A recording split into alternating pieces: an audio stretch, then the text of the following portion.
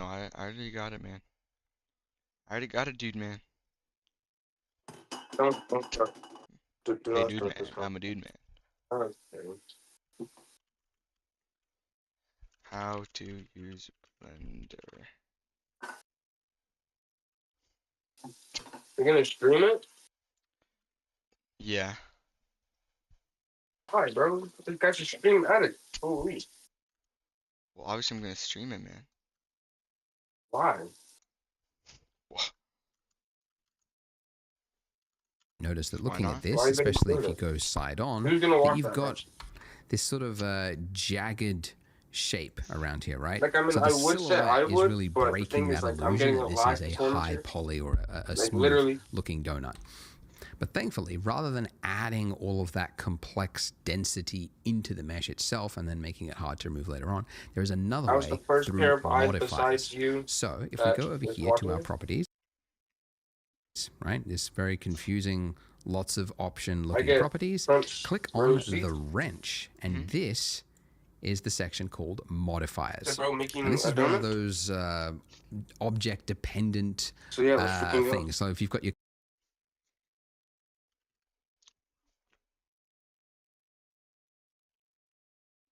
camera selected, you won't see it. So it's only when you've got actual meshes that you might see this modifier here.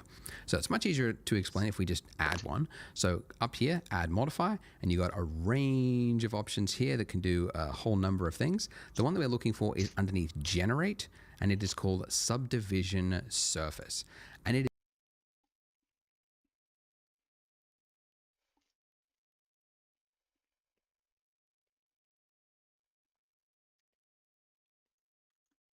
is a really common modifier that you use all the time. In fact, it's so common, Really it's common? actually, you can just immediately add it to any object just by hitting Control 1.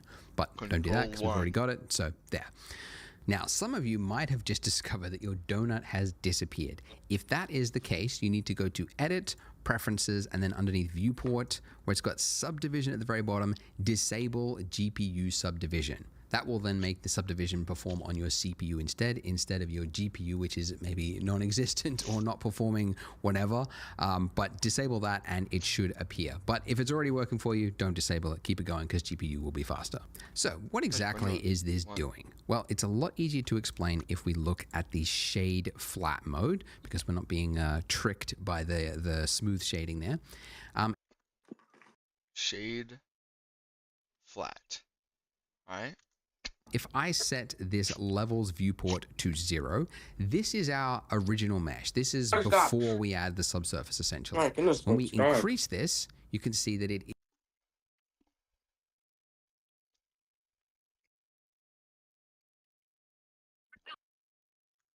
is adding resolution to our mesh. And the more I increase this viewport levels here, the finer and finer that detail becomes. So to explain it, because this is such a very, very common modifier, it's kind of important to understand how it's working.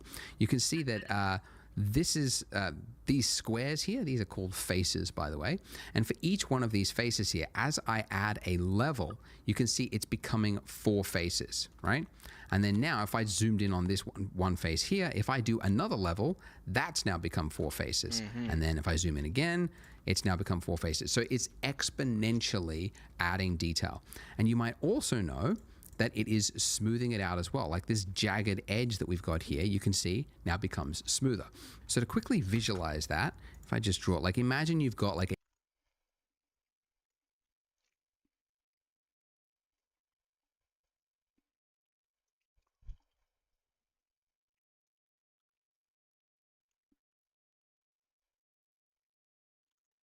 My teacher 90 degree My teacher just said 6, 7 corner, because we right, have 6 like or this. 7 minutes left. If you add a subsurf Wrap it modifier, up, what bro. it's going to do is it's going to add Wrap it up. a point here, right? Because this is the extra detail. It's also going to take that point there and it's going to average it out. It's going to average it out between these points.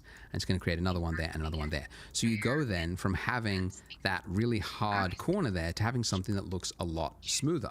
So it's going to take a point and it's also going to change it to make it look smoother, generally speaking. So there we go. So now as I increase this, you can see it's getting smoother and smoother. Now, the reason there are two options here, you've got levels viewport and levels render. So reminder, this gray area that we operate in is called our viewport. The render is the pretty version. So as an example, you can see if I just turned it off for the viewport, it looks very jagged. But then for my render, if I increase that to 3, if I do my render, which you could go up there, and render image, or remember the hotkey F12, you can see that that donut is now smooth. But 12. Yes. I do indeed see. Try to do that. It should be like this. 0. Mm-hmm.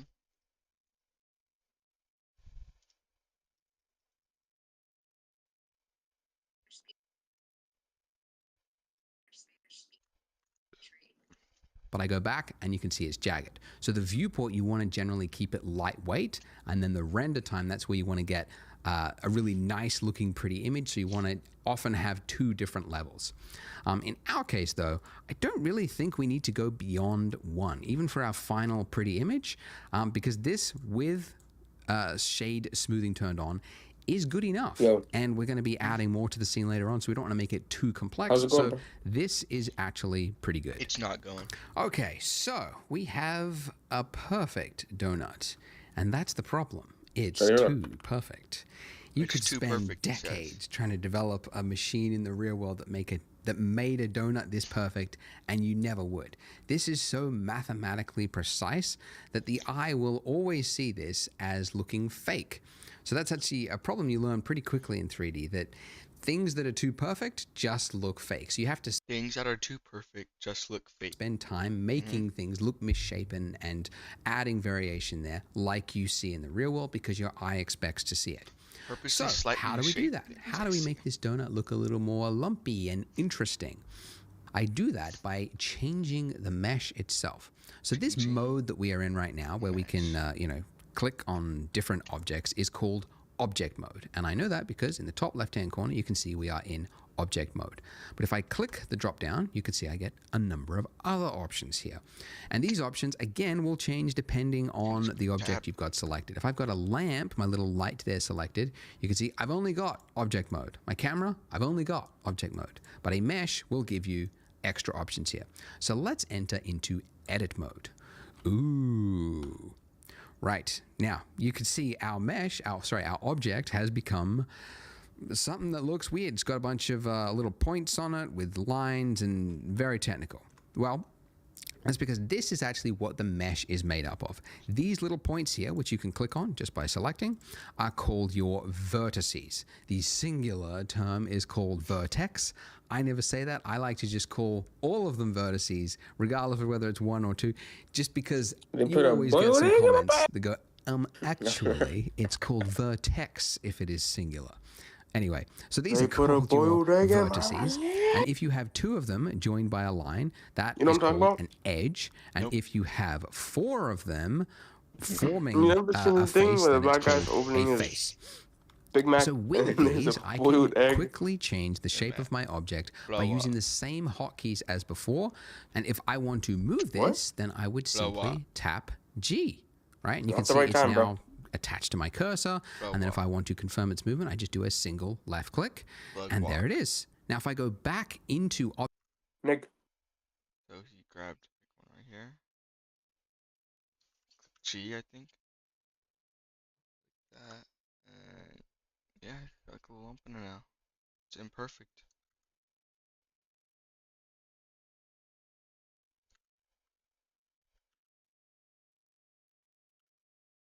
how many times do you apply lotion? Oh, never, of course. Bro, is the ashy soldier over here? Dang. I keep. Okay. There we go. There we go. Okay. object mode, like that, you can see that my mesh has changed, okay? And by the way, the hotkey for jumping in and out Tab. of object and edit mode is just tab, okay? So you can see it's just toggling between those 2 modes because it's so common that you That want phone's to at just 1%, quickly bro. change things that it's just easily accessible by that. Now, I found This that is 1%, okay, man. right? But you can see it's like, Look at it. it's got like some artifacting. It's like, it's not the greatest Bro does not care lump, that right? if my phone dies. So how do How? we make it look a little more Just said plug in. natural? Well, I mean, you could, you know, just you said move okay. one, drag it out, said plug okay, it in. click, and then I move, oh, the next one next to it, You said right? okay. I'll move that out, and then I'll move I'll this plug one it out in, a little buddy. bit, and then I move this one, and it's like, okay, well now I've got the thing, but it took me like 5 actions. Ridiculous, right?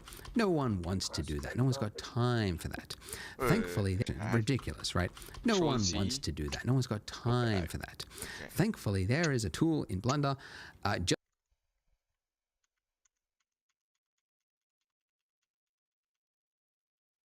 Oh, literally reverses every action. Okay. Just for this, and it's called proportional editing, and you can enable it up there in your Proportional toolbar. editing. So if you enable that, now if I hit G and I move it out, you will see I get a little ring around my cursor there, and that is now changing the mesh around it. Now, a lot of people in my previous tutorials were like, I don't see what's going on. You have to have something selected first, and then when you hit G, you will see that little circle of influence. Okay, now this circle of influence, if I scroll up, you can see it's shrinking its circle of influence. And if I scroll down, it is expanding its influence. So it's only going to affect what is in that ring there, okay? If you are on, if you don't have a mouse with a scroll wheel, you can also change the influence by using page up and page down. And if you don't have page up or page down because you're on a Mac keyboard, then what you would have to do is go to key map and then change your page up and page down to something else just so that you could get around that. But It is page up guys, and you page got to get a down. mouse. Get a mouse with a scroll wheel. I think they're, I don't know, 50 cents or just in the nearest landfill somewhere. Get a mouse because it's going to make your life in 3D a lot easier. Okay, so with this, I can now make quick work of lumpy shapes, okay? So I just drag that out. Okay, I've got a little lumpy shape there. Maybe I go down here and I pull this up just by hitting G, moving it up. Okay, so already this is looking a little more natural, right? Right. What do you click this thing? And he selected like just a dot. Like zoom in a little bit. Oh, zoom out a little bit. And just left click. Make it protrude a little bit more.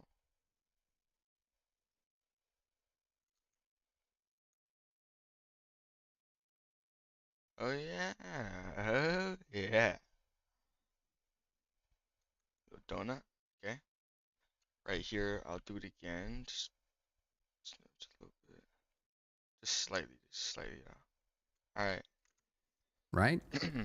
Because even if we were making a stylized world for a Pixar movie or something like that, you can't have just a spherical looking donut. Sorry, round looking circular donut because it just, your eye will see it as fake.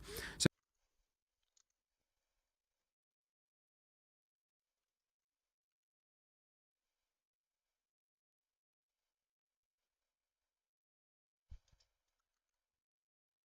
Oh yeah, I'm liking what I'm seeing. High key I am.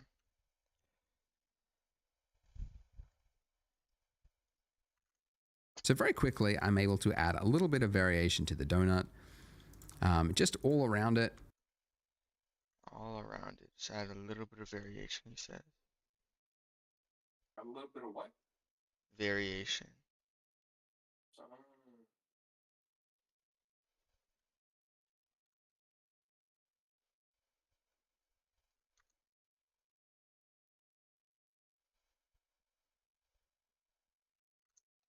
Just a little bit over here. And you can see that I am just changing my circle of influence depending on what size of a lump I want to make. So I just want to make like a little bit that sticks out. I can make a small circle just by scrolling up like that. And you just want to do that until you get something that looks a little more natural. I might want to make the inner part as well. Maybe just drag that in with a smaller circle. I'm on lunchtime And that's now. pretty good. Let's just have a look from the top. I might actually just drag that out, make it a little bit more like that. But there you go. That's pretty good for a donut. It's still kind of simple. It's not too detailed, but it's got just enough variation in it that it's more interesting to look at. Imagine bringing your side project to life just by thinking about it. Meet Base 44, a complete AI creation platform. Calm down, bro. Calm down, bro. Calm down, bro. One more thing to mention, go back into edit mode with tab. My body hurts Donuts, so when they're freaking sitting bad. in the little vat thing, gosh. right? They're only like So half sore. submerged, so then they my have to be gosh. flipped. sore. But it means that the bit I'm that's nearest to the so surface is sore. getting Give me a kiss. That's kind of homo. less heat. So essentially what I'm saying is the bit that's around the donut, the circumference of it is usually a little bit flatter. So donuts aren't like perfectly round all the way around. They're usually a little bit flatter. So what I want to do is I want to select these vertices along here, and then I want to shrink them. Now I could go around one by one like this, which is actually what I used to do when I was learning Blender pre-YouTube days, and there was no tutorials. What I would do this if I wanted to select this. Silly, because there's a function, a tool for that, and it is edge select. So if you hold down Alt on your keyboard and then do a single left click on not the points, but on the edge, right, this little line here, you can see it's selected.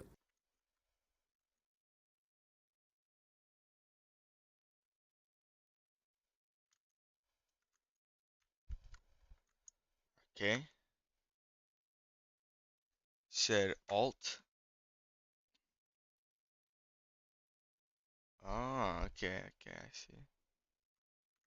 What we can do. All the way around. So it's anything that's connected along that line is now selected. So if I want to shrink this, right, what would I do? Well, I mean, yeah, you could like G. move it around, right? We want to shrink it. We want to change the scale of it. So we would use the hotkey S for scale. Yes. So S. Hotkey S.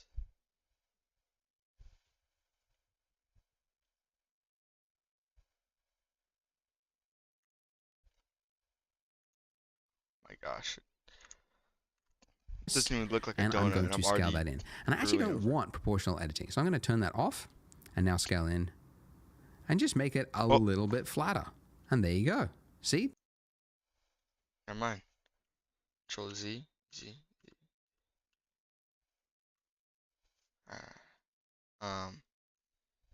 Alt. Click the line.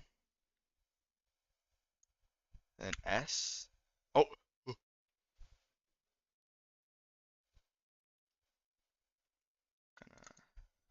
Okay.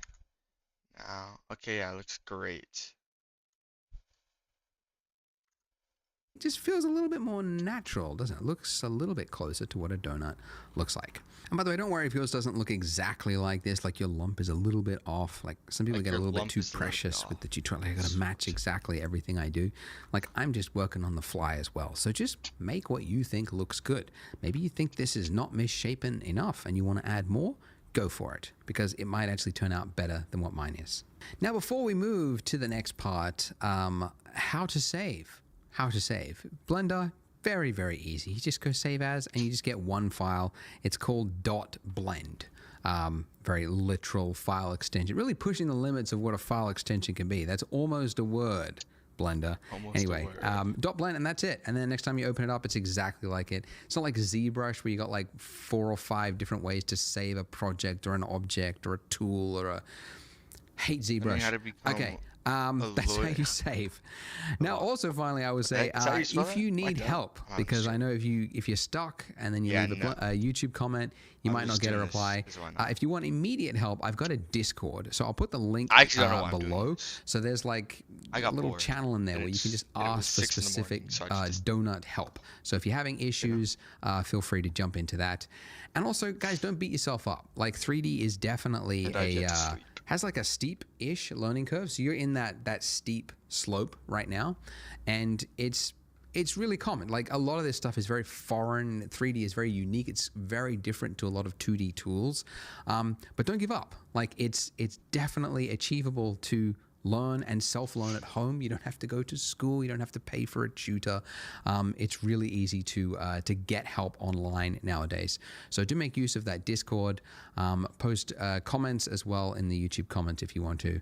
But I hope you stay with it. So if you're ready to jump to the next part after you've saved your Blend file, go ahead, click here, and I will see you there.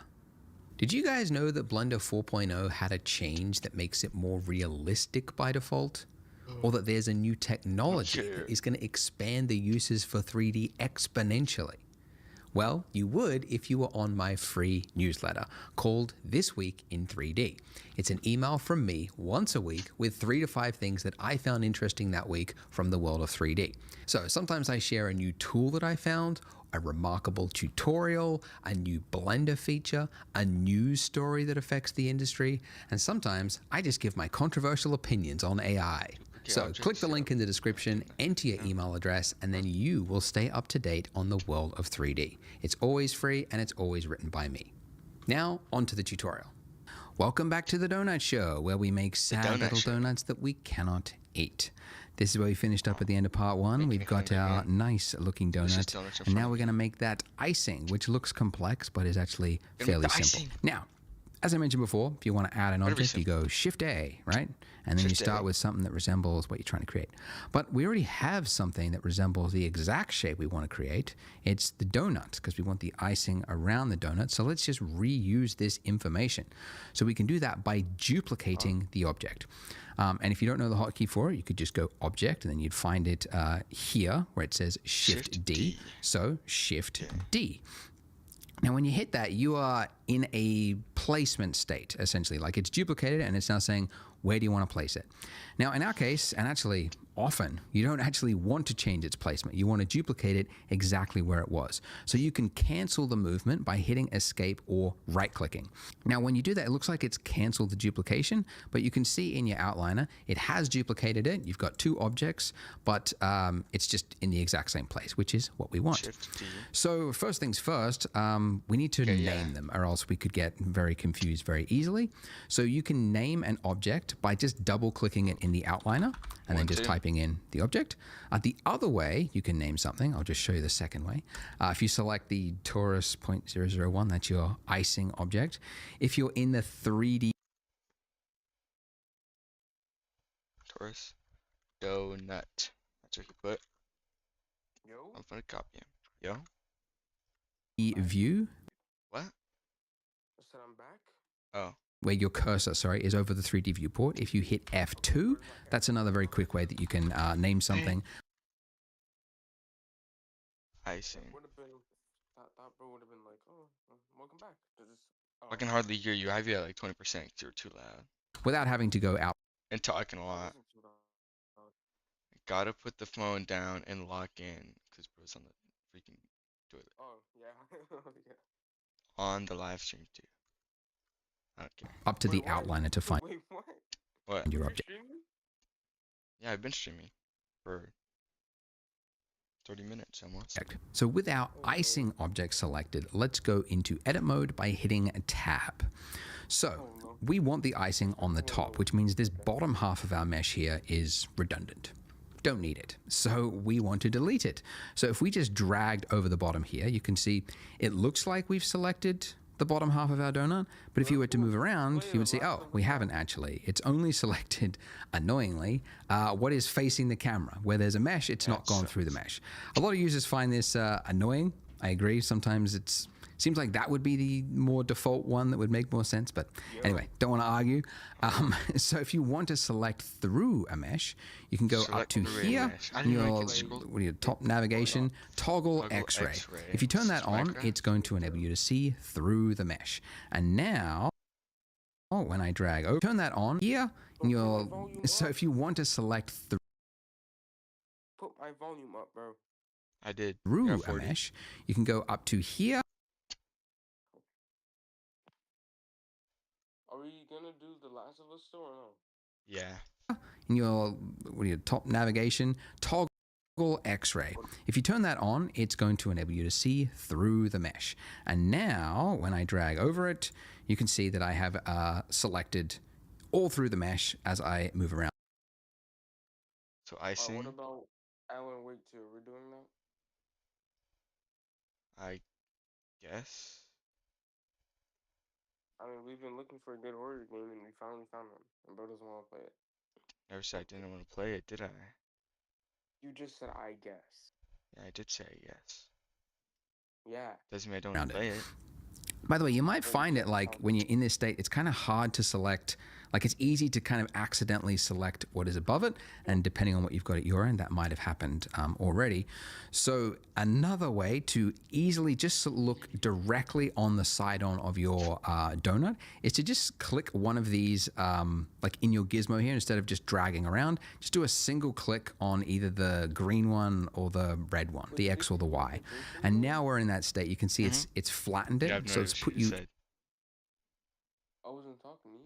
Okay, in good. orthographic mode, which actually you can toggle to at any time, just over there, which just makes it easier to just do a single, all the way through the mesh, select. All right, okay. All right, so we want to delete that. So just hit the delete key. You get an extra option here of what do you want to delete, edges, faces. You want the vertices, that's everything. And now we have, if we go back to object mode, and then let's turn off toggle X-ray. To object mode. Toggle that off. Now this top half. Oh, why is there a line? As well. Okay, that's different. And you can see it's working. We got half the donut on top of itself, but as you move around, you can see you get some flickering. Now, this flickering happens, and it's actually a very common. It's actually a good warning sign to you as an artist because it means you've got faces on top of faces, and the 3D software doesn't know which face it wants to render. Right? So it's like sometimes saying it's the front face, no, the back face, the front face. And there's no understanding. Sometimes you can actually spot it in TV shows and like VFX or like low budget stuff. You can see something flickering in the background. And I'm like, ooh, there it is. Z fighting. That's where Z it's fighting. Z fighting or Z fighting if you're not American. Oh, So what we want to do is we want to give like the skins on Black Ops 6, they're not gonna be on Black Ops 7. Makes sense. I know, but that kind of sucks. I mean, it's kind of normal. Well, I mean, not for me, because I didn't, like, spend a bunch of money. I only bought the, what's it called, $5 skin for, The what's Beavis their and name? the Beavis and Butthead thing. Yeah, thickness to our I spent $10. icing. So we can do that with a solidify modifier. So adding another modifier, make sure you've got your icing selected, not your donut. And then here where you've got add modifier, we're going to go generate. Add modifier. Icing.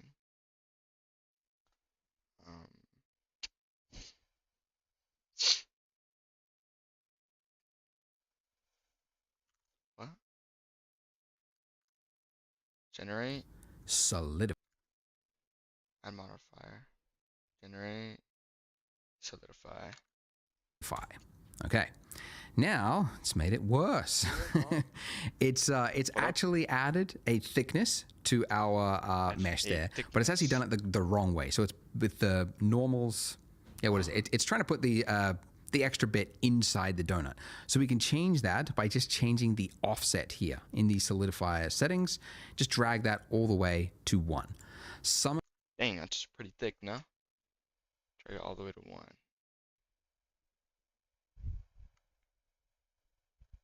I see the vision. Some of you might have actually found that it was correct gosh. before, just depending on which way your normals were. If that's the case, keep it at -1, but everyone else, keep it at 1. We just want to make sure it's actually outside. Okay. I also, let's...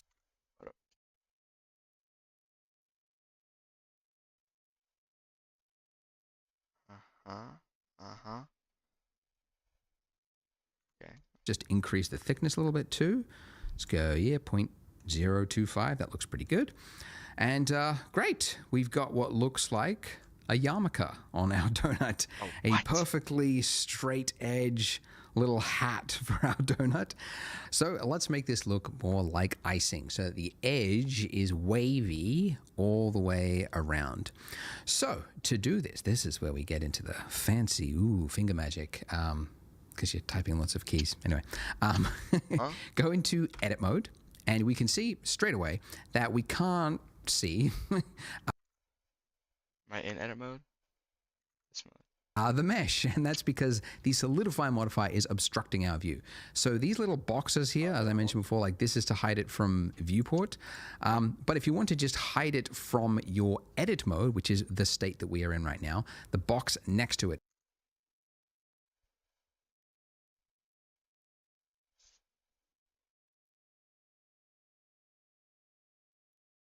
So the solidify, hide it from this, okay. Is the one that you uncheck, which means in object mode, when you're tabbed in object mode, you can still see it, but edit mode, it's it's temporarily hidden for you. So if I was to select one of these points here and move it down, you can see that it's working, but it would be, again, a lot of effort to go round and round and do these one by one. So we want to use that old familiar proportional fall off tool again. So proportional editing on, and now as I move it down, let's just lower the slider way down here, and then let's pull this. All right, he turns this on. And, oh yeah. He changed it to like that size. I'll do like right there. That's not Down. Okay, now we'll find issues. If we move to the side here, we can see the first issue we've discovered is that this is separating from our mesh here. And that's not what icing does. When it dribbles down, it follows the shape of the donut all the way down. So what we want to do is snap, oops, undo it a number of times, snap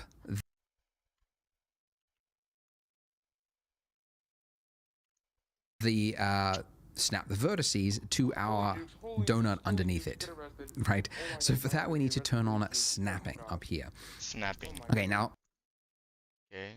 Where's it at? Snap.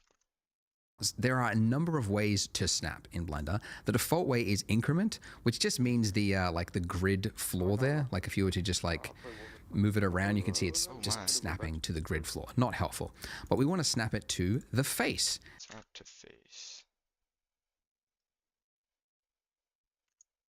And now with face snapping enabled, if we move this down, we can see, let's just look here, that the bottom bit is snapping to the face, but Okay, don't answer the question. Yeah, I won't. I got you.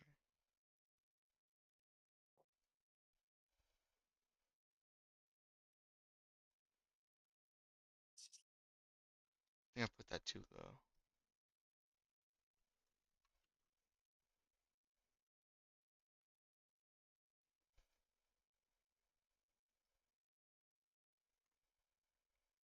Oh, as you might have seen, the top bits, the rest of essentially what is inside of our circle of influence with this proportional editing, that's not being affected. Only the little point that we had selected was affected. So that's not what we want either. Normally that would be enough, but in this particular case, we want to also snap individual elements too. And let's go face project. Now, when we pull this face project. I don't see that. Oh, no, right here. Oh. down, you should see that these are also no longer clipping through the donut. But still, we have issues. Yo? Yo. Okay. Just had to make sure I heard you.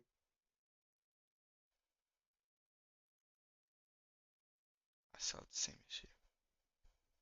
Did I not do it right?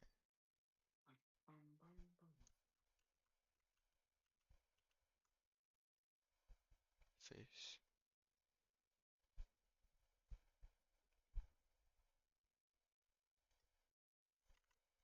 Why is that? Well, it is actually working correctly. We can see these are not going through the mesh. So why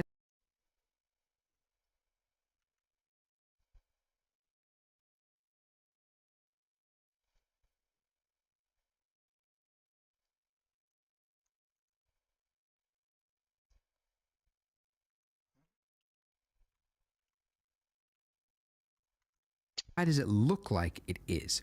The reason for that is that there's actually just not enough information here. So if we go side on, you can see, right, like we've got this point here, and then we've got another point down here, and then we've got this long stretch in between, right? So that means that this part of the donut, oh gosh, that goes that goes around like that is just not, there's nothing to snap it to, essentially.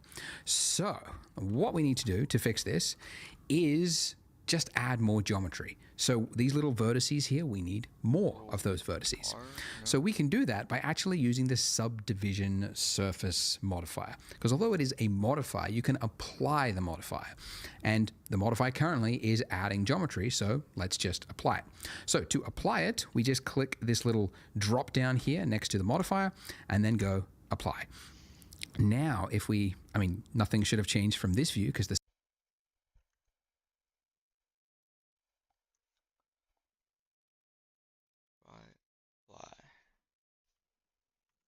same information is being displayed. But in edit mode, you should now see exponentially more faces, because here, where there was one face before, you can see there's now a lot more, right? 4x, okay, 4x. Okay, so now if we pull down, we should see it is snapping.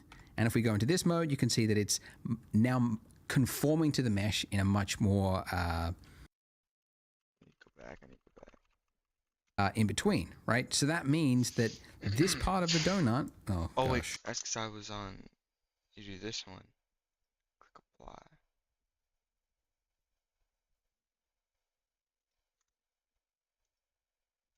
Apply. Oh, okay. Yes. That goes that goes around like that is just not, there's nothing to snap it to, essentially. So what we need to do to fix this is just add more geometry. So these little vertices here, we need more of those vertices.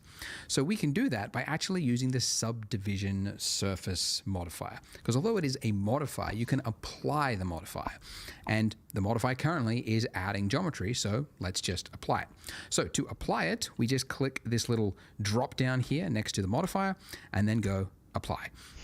Now, if we, I mean, nothing should have changed from this view because the same information is being displayed.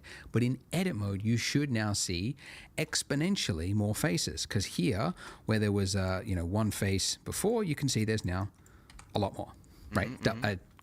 4x, okay, 4x. Okay, so now if we pull down, we should see it is. All right, tab. Just pick this one. Pull down. Okay. He can have that snapping. And if we go into this mode, you can see that no, he's not. What?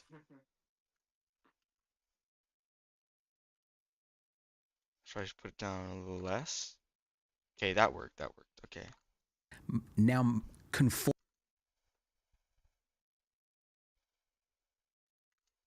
to the mesh in a much more snug way, because there's information there for it to use. Now this shading artifact here that we can see, this don't worry about that, we'll fix that in just a moment. But I need to show, because I've shown you like 4 things that we need to enable for this to work. I got to show you one more, because if I pull down and if I scroll up, you'll see something. Okay, if I was to click. Wait, so do I have to reverse that now? We get this horrible problem here, and I've done this tutorial on enough, and enough people. Oops.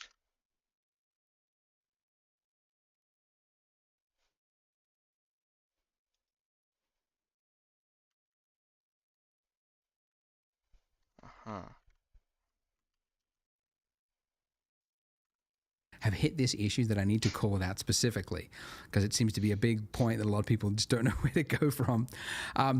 What's happened is if we use a what's it called, the circle of influence for our proportional editing, if that is so high, it's actually high enough to reach the mesh on the other side of the donut, and then because we've got snapping, it's now projecting that, snapping it to the front, which is creating this like. It's something that's a nightmare to fix. I mean, in fact, it's easier just to start from scratch than to try to fix that. So if we want, sorry, there's a lot of noise. To fix this, we need to hide the part of the mesh that we don't want to be influenced by our proportional tool, right? So to do that, there is an easy way to do it. We can actually do it very precisely. So if with this middle bit of our donut here, if I just hold down Alt and then do a left click, as I mentioned before, that selects the ring, okay? And we could, we could do that all the way up, but actually there's a little, I don't know if it's an Easter egg. It's kind of a cool tool that not many people know about. Control plus. That will enable the select more tool.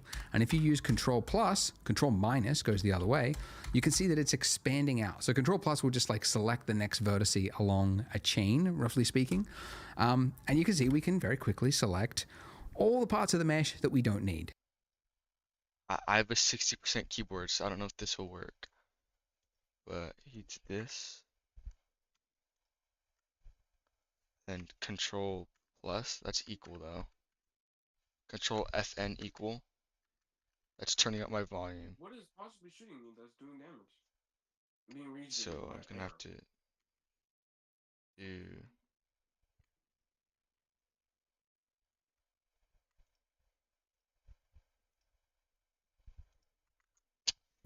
Right?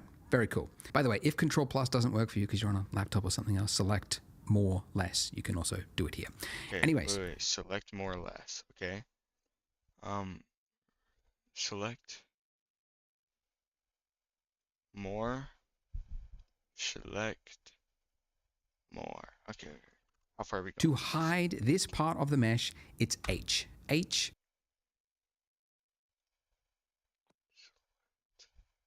More, select more, select more. That's probably about what you did, right? Do it here. Kind of goes on like top. One more, I think. Select more, then H. Oh, Control H. What? Anyways, to hide laptop or something, part of the mesh, it's H. H for hide. So when you're in this state, it looks as though it's been. My H isn't doing anything. Options.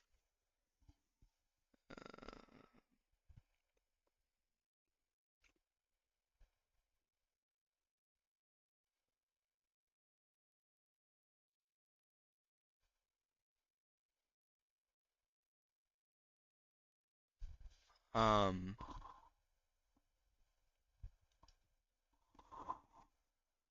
Hide.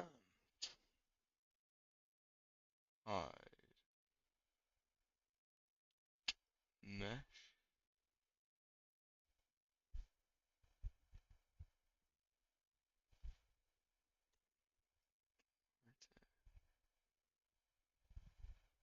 Control H.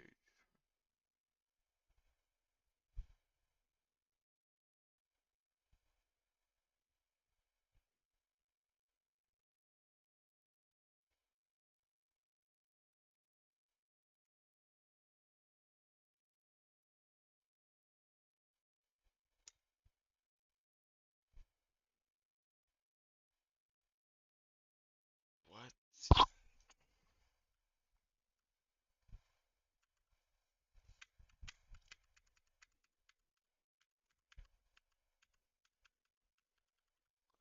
I think there was a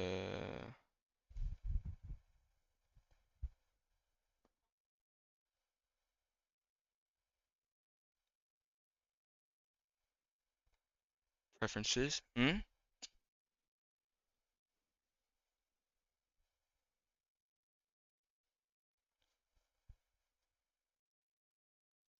Navigation.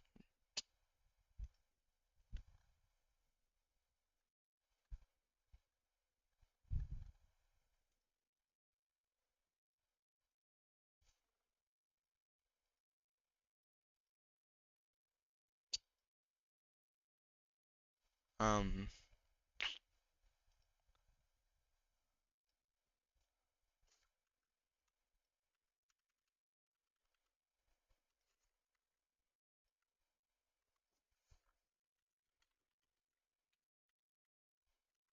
Bruh. Oh, that's why. I gotta reset my keyboard. 2, 3, 4, 5. There we go. I should be able to type now. That's probably what's happening.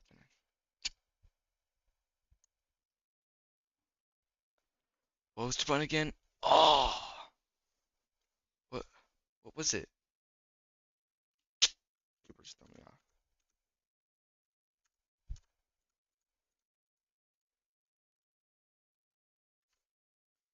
It was...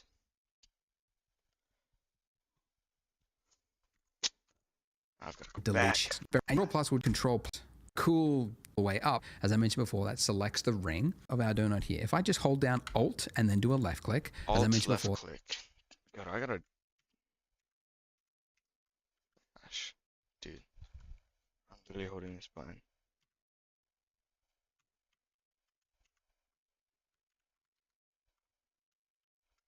Wait, it's whatever, man. Who are you talking to, bro? Oh, there we go. What color is my keyboard? Okay. Pink. I don't remember. Your keyboard is pink? It is now. What do you mean it is now? You'll know What what was I it mean before? very shortly. Huh? I don't know. Okay.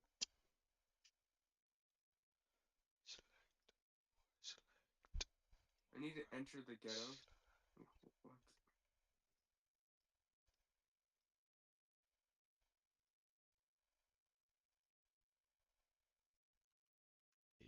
Okay. Okay. Now I'm getting well, somewhere. that selects the ring. Okay. Is there a short intermission And we there? could, we could do that all the way up. But actually, there's a little, I don't know if it's an Easter egg. It's kind of a cool tool that not many people know about. Control plus. That will enable the select more tool. And if you use control plus, control minus goes the other way, you can see that it's expanding out. So control plus will just like select the next vertex along a chain, roughly speaking. And you can see we can very quickly select all the parts of the mesh that we don't need, right? Very cool. By the way, if control plus doesn't work for you because you're on a laptop or something else, select more, less. You can also do it here. Anyways, to hide this part of the mesh, it's H for hide. So when you're in this state, it looks as though it's been deleted. It's very, sometimes you don't know where part of your mesh and then you forgot that you've got hide turned on. If parts of your mesh are hidden and you want to bring it back, it's Alt H. So H to hide and then Alt H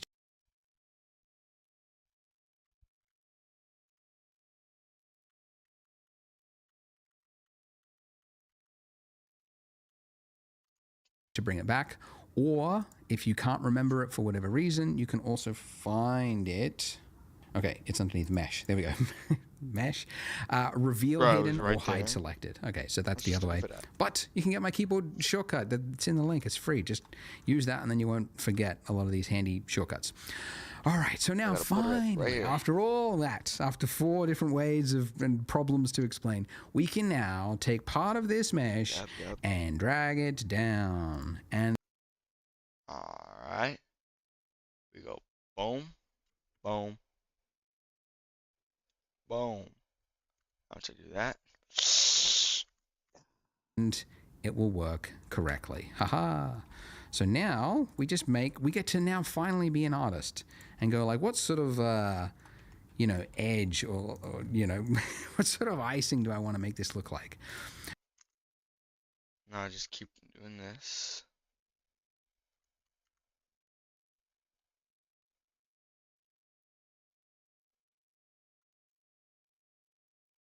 That looks too snappy. Go boom.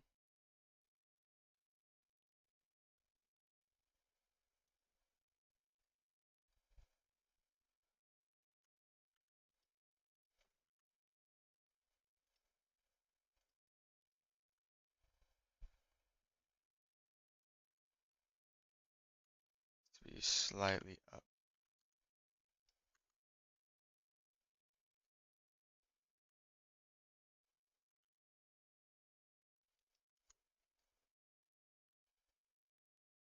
That's looking good. Oh!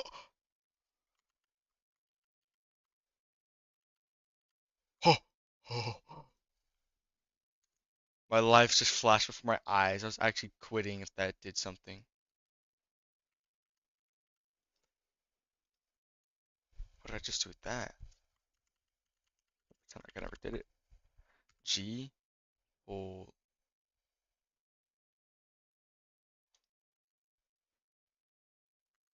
Looks a little.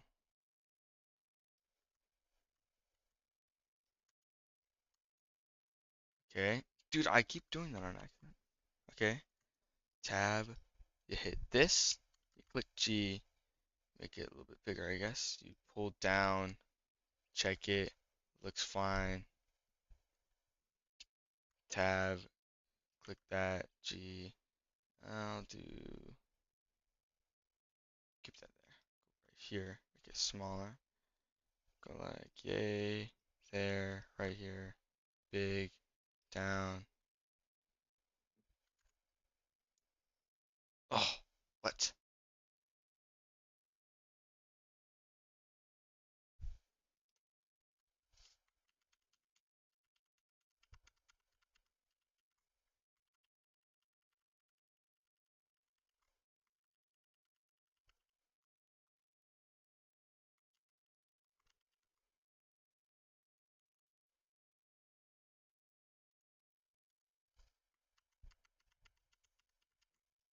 Oh.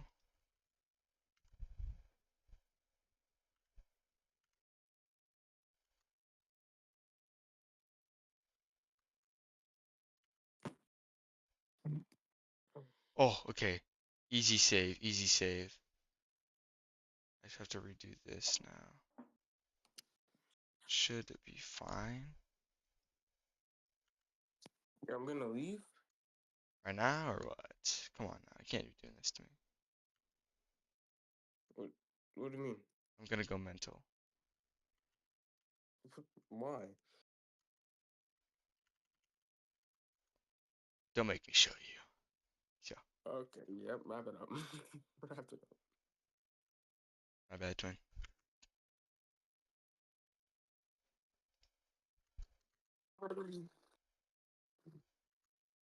Oh, man.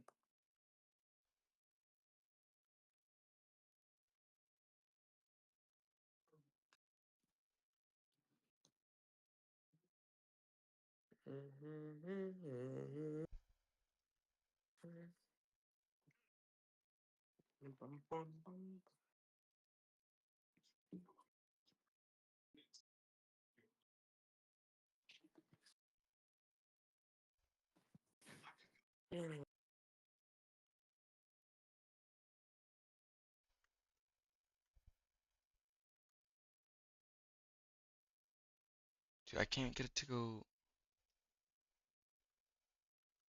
Buns, brother. Buns, brother. No, what am I doing?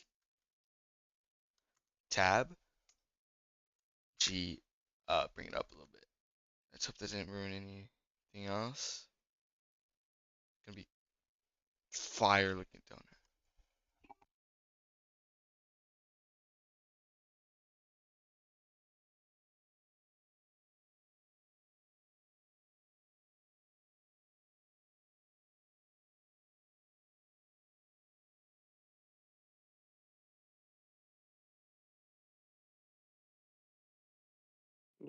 Yo, bro, that's fired.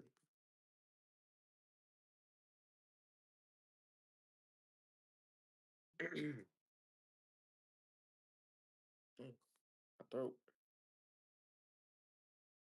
So dry. So dry.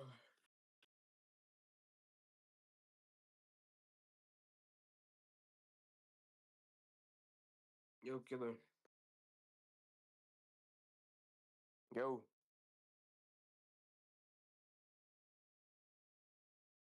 Well, I'm gonna be back if you hear me. So what I'm doing here, by the way, is I'm hitting G to pull it down, and then I'm just middle click, single middle click, and then because my cursor is closest to the Z axis, it's now snapping it to the Z axis. So that's why I mentioned before that it's really handy. You don't have to think of the letter and type it in. You just go in the general direction you want to go, and then just tap the middle click of the, which is your scroll wheel, right? Middle click. It's such a weird button that you have to call it out. It's the scroll wheel button because it's like no other application seems to use it besides scrolling. But Blender is like, no, we're going to use it for like 90% of the operations is going to be middle click. But anyways, as you can see, I'm not paying particularly too much attention to it, but I'm just making a wavy looking shape around it. You might also want to make some bits that go the opposite direction, right? And then maybe pull, so you've got like big shapes as well as medium shapes and some small shapes, big, medium, small. It's the recipe for appealing design, big, medium, and small details. But I digress. By the way, I should mention, if you're stuck, don't feel bad, because there was certainly a lot of finickiness going on with this donut here, and we're definitely in the steep part of that curve at the moment. Do make use of my Discord if you are stuck. I created it literally so that people could get instantaneous help.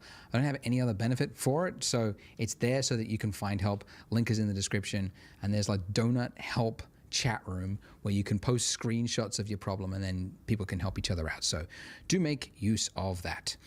Now, our shading issue here, this darkened edge, is actually going to fix itself by fixing another issue. So it's a two birds, one solution kind of problem.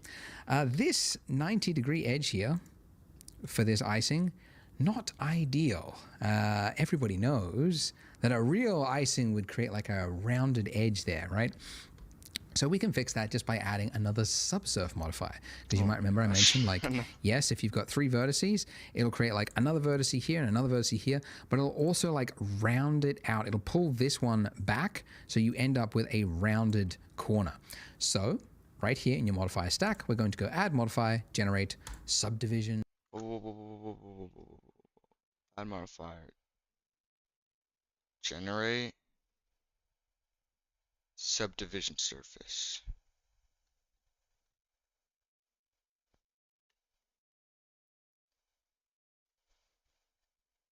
It's looking pretty round to me.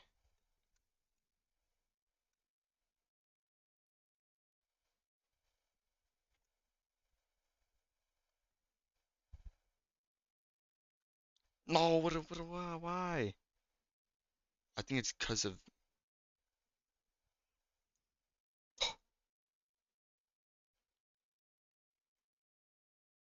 see, it looks like this, and then this may look like that. Oh. Oh.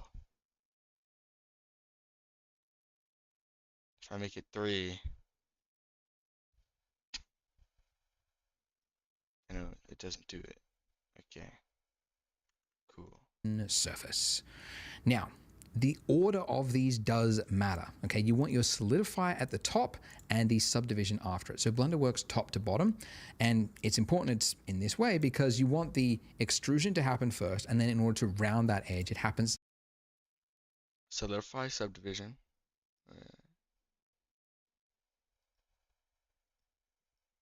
What's happening?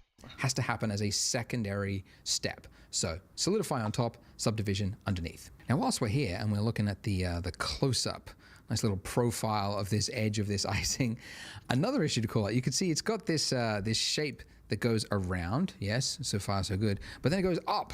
And it's like, it'll be better if it went around and then tucked in and touched the edge of it, because that would look more like real liquid wood. So we can solve that. Like,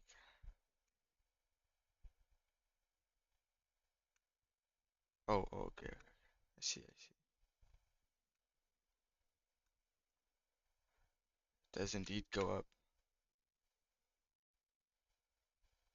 You do not want, oh, okay. A little sensitive.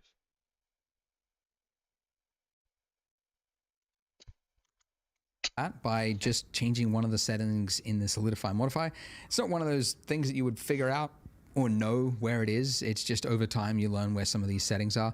But essentially here, the edge data. So we want to change the edge data to say that before you do the solidify step, add a crease on the inner part right here. If we increase this all the way to 1, it now creates a sharpened edge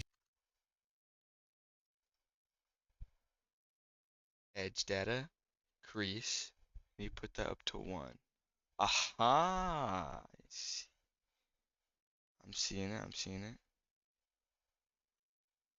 I can like ruin my donut, right?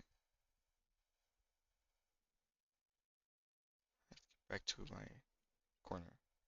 Where's my corner? Right here. Okay. Just on that inner part there. So the rest of it is a smoothed edge, but the middle one, there's a crease, so it's making a sharp edge there. And it just gives it, it's just a little bit more realism. Just looks a little bit closer to what you would imagine real icing would do. Okay, now for the cool bit. All right, so if you look at reference of donuts, right, yes, you've got these little wavy bits, but where the icing is really liquidy, it'll often break off from this wave here, and it'll create a trail that goes down underneath the donut, right? It just sort of drips all the way down. Whoops, bumped the microphone. So we can do that, but not the way we were doing it before. If we just took one of these points and then like dragged it all the way down like that, there wouldn't be enough information there, right? You can see you just get this like stretched look, and it doesn't look great, okay? So essentially we need to give it more information, and we couldn't just do it by like adding more and more subdivision surfaces. We need to actually like break this shape here and create a new shape that goes down. So we need to extrude. So if I select this vertice and then the one next to it by holding down Shift, I don't think I mentioned it, but yeah, if you want to select two things at once, it's Shift, Select. Anyways, so if we select two vertices like that, we want to extrude it downward by hitting E. So when you tap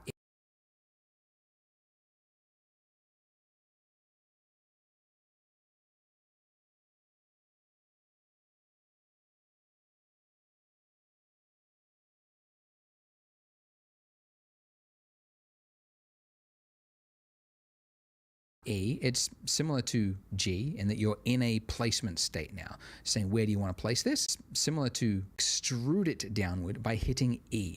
So when you tap E, it's similar to G in that you're in a placement state now, saying where do you want to place this? So I'm going to move it down to, yeah, like about there where I want the trail to stop, and I'm just going to do click. E. I'll just try to stop. There, I guess, sure. Left click, and it's now placed it there. Now, it's hard to see it, but if I just switch to wireframe, you can see what it's doing. So it's created this breakaway shape here, an entirely new face that's completely separate to what we've got there currently. And what this means is if we go to object mode, you can see it's not just like object mode, it's going through it. I think I need to bring it up. Oh.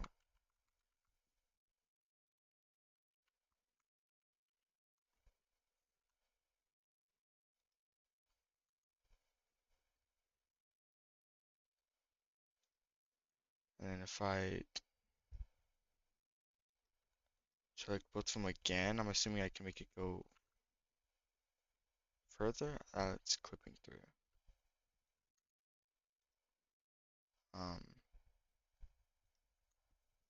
It's not looking.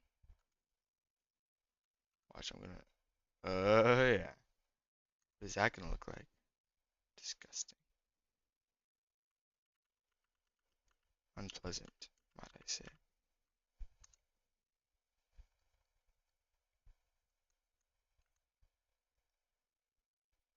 I don't like how it's. What's this? What is this little black thing? It's whatever. It can stay. I'll do that like one more time over. Oh. Oh.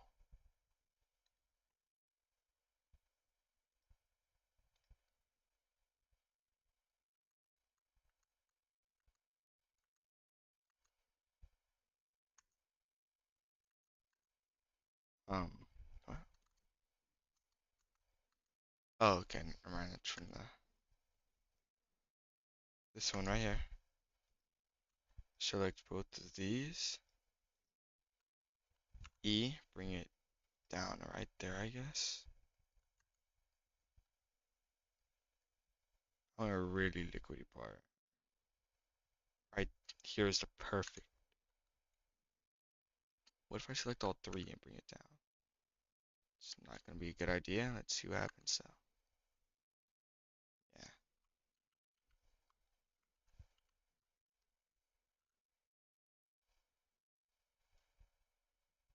Like what? Freak. What?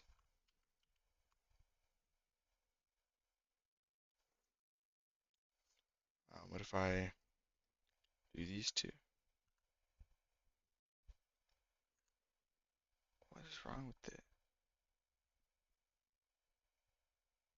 Okay, it's doing the same thing on the inside over here. It's like,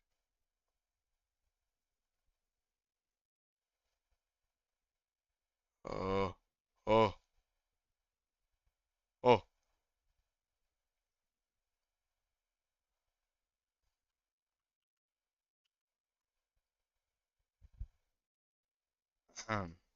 Gonna pretend like that never happened.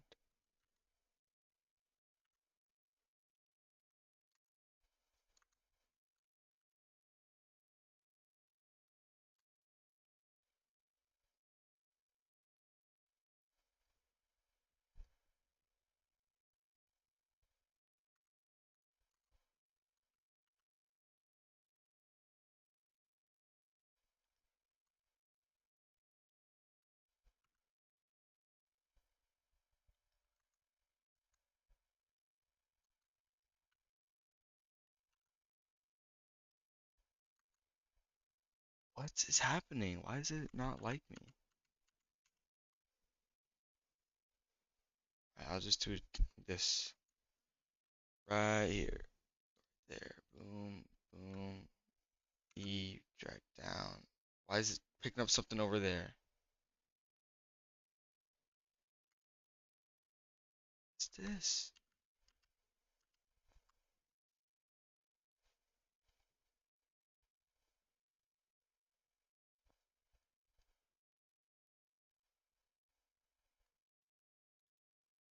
Delete the vertex.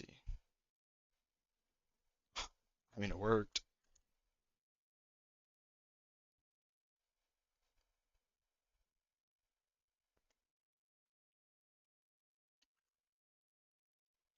Oh, it deleted this one too. Um,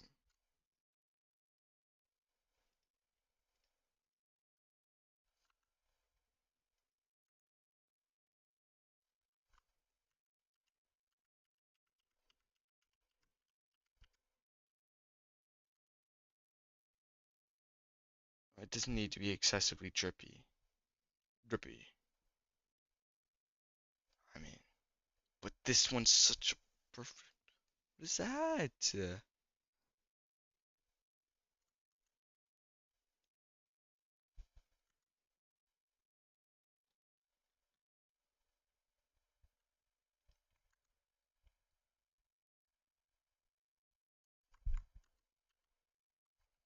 Looks like it could work.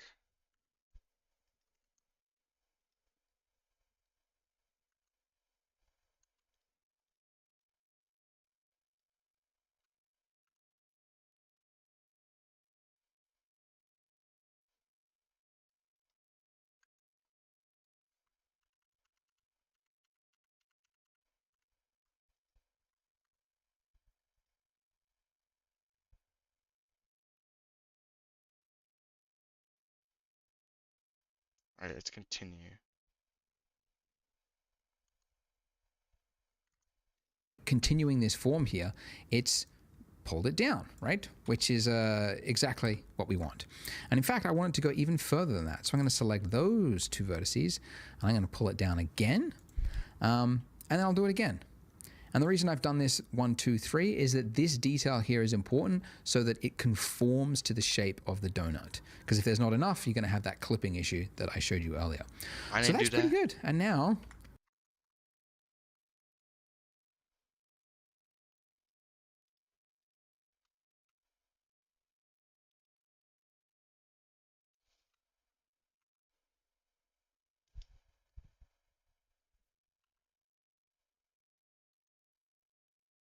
Mine ain't do that. Mine ain't doing that.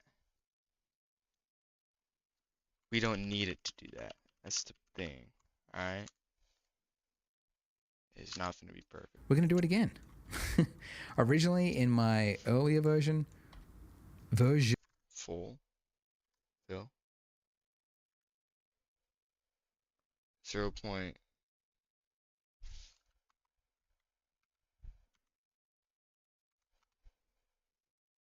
Oh, is this not what he has? 0.025. 0.025. Okay, that makes a little bit more sense, alright? He took this, dragged it down. He again dragged it down further. Oh, okay, I understand it now. Oh, okay. I could probably bring this one down now.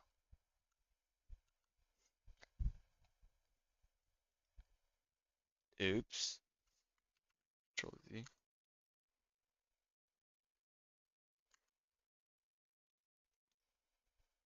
How do I deselect it?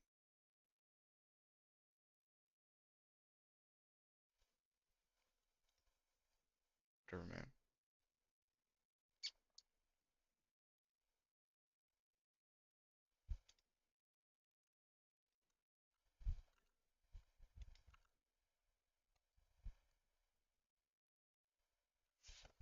Freak.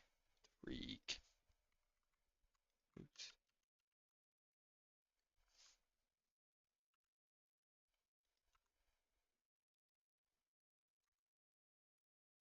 That's a little big.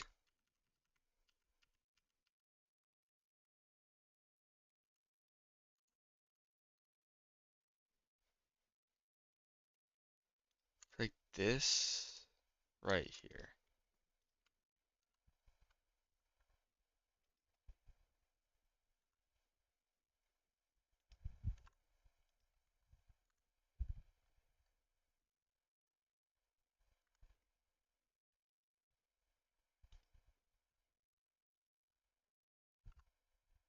Nope. I want to select both that and that G. Come out a little bit like that, I think, right? Nah. Why am I trying to wing this? I'm gonna try G and make the circle smaller. Wait, here's the problem. I select all 3 of these, and then G, and then make circle bigger. Huh? Whatever.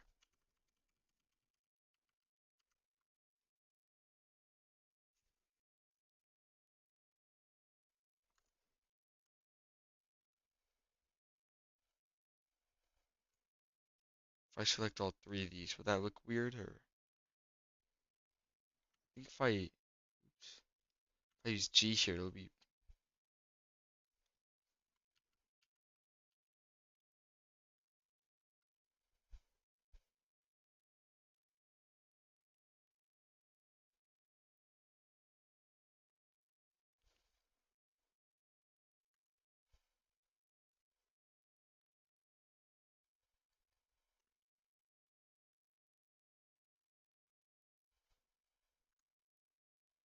I'll go from right here.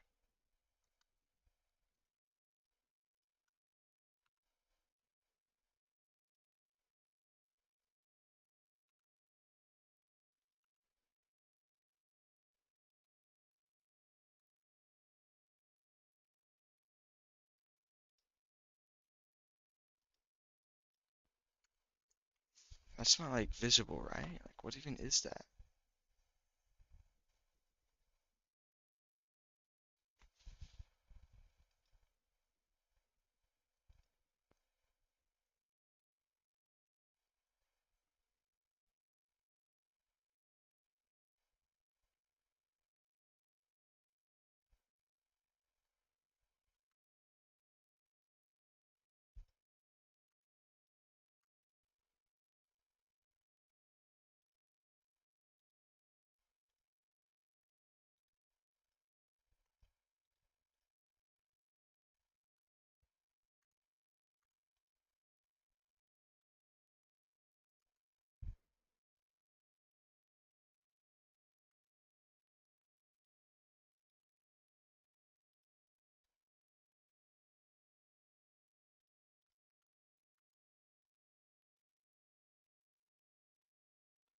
Oh yeah.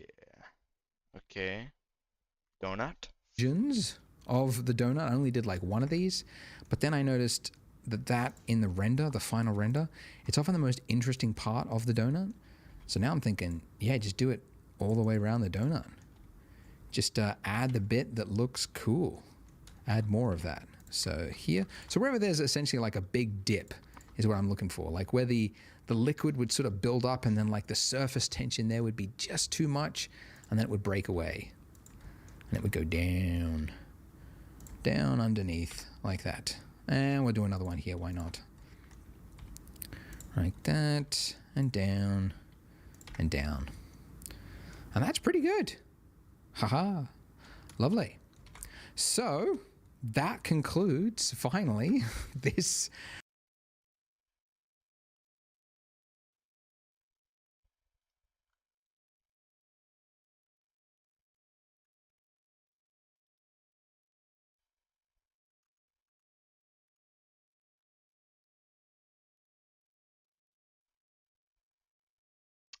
Oh.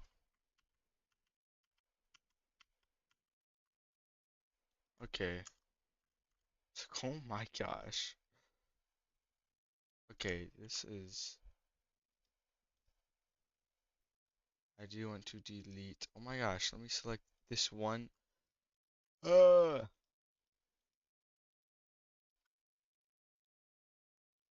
vertice.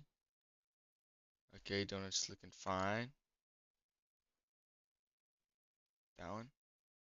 Delete vertice. Donut's looking fine. Right here. Delete vertice.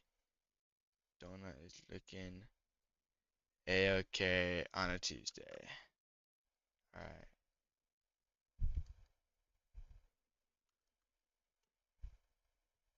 I think you said it was Alt H. H. Alt H H. Okay. This heavy part of the tutorial. So if you are ready to watch the next part, I hope you're not giving up. You can click there on the screen and I'll see you there. Make sure you hit subscribe as well if you haven't. Okay. A large number of you don't. But if you want to see more Blender tutorials, that's what you need to do. Self-promotion right there. Thanks, guys. See you in the next part. Congrats. You didn't give up. You made it to part 4. You clicked on the next part of the video. There's always like less viewers each video as you go down. So you're here. Well done. Thumbs up. As you can tell by the title of this video, we're going to learn about sculpting.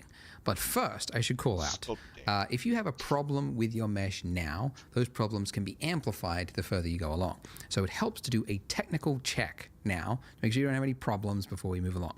So to look for it, go Well, into I mean, I'd say it looks fine, like a porcupine. edit mode. And first of all, by the way, if you can't see that middle part of your mesh, it's because you remember we temporarily hid it. So you can bring it back by hitting Alt H, and that will bring back the rest of the mesh. And then we're looking for issues with the mesh, like right here. So this is Mine looks fine. Looks fine like this. Looks fine like this. All around, I believe.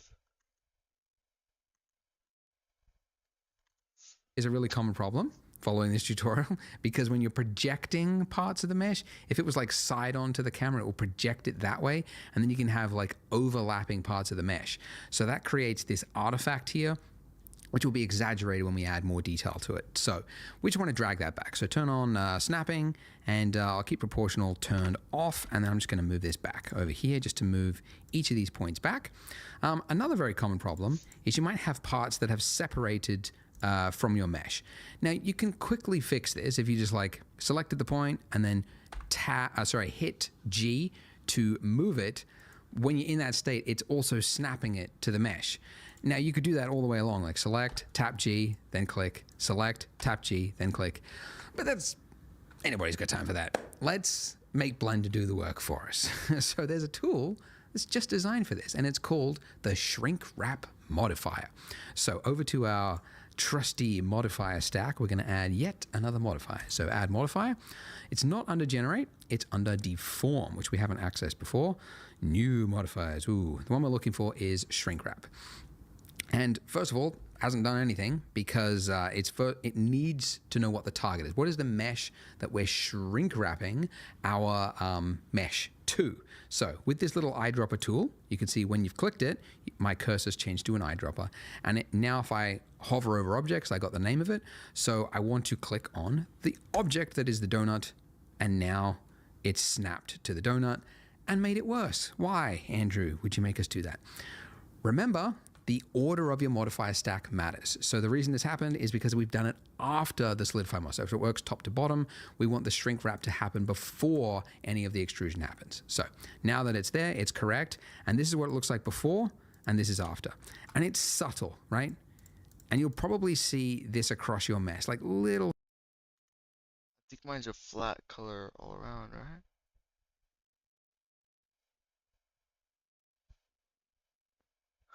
It's fine, it's fine. Subtle changes where maybe it just separated off the mesh, which wasn't quite a perfect alignment, but this will just correct that. So great, we don't need this here now. We can just apply it because it was just a once-off operation, and now all our mesh should be perfectly flat.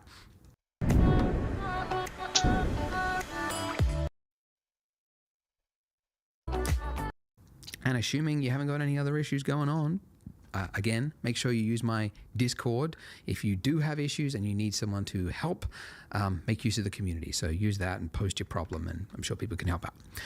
All right, so we want to do some sculpting. Now, why do we want to sculpt? Well, because if you look at reference photos of donuts with icing on them, you'll see that icing is obviously a liquid, and liquid does weird things. One of the weird things that it does is that it will pool in certain areas. It's not like a uniform amount all the way on it. So the most obvious being like at the end of this trail here, there would be more that would accumulate at the end there. And I think the reason for it is that because it's a viscous fluid, once it runs out of enough fluid, there's not enough to kind of push it forward, but there's enough for it to build up.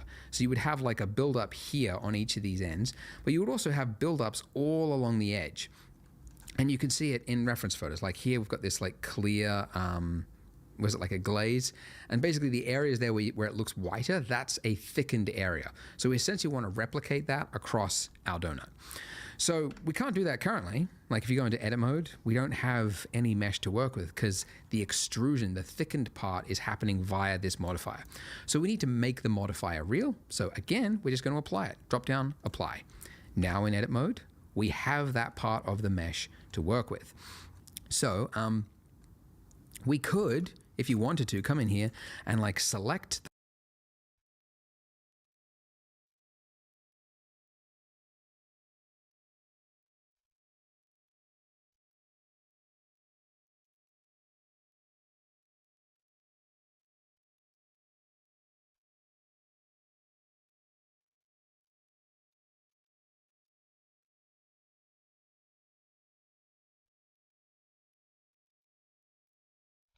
Um,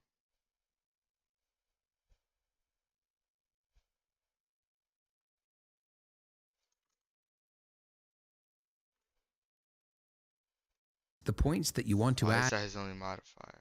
add, you know, a bulge to. I guess I'll just add another one. Add another modifier. Generate. Division surface, I guess.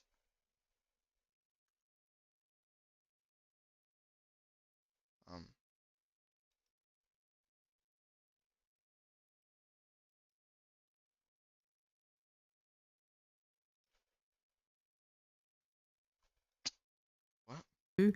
And then very carefully come in and tap G, and then, oh, I've got snapping turned on. Turn that off.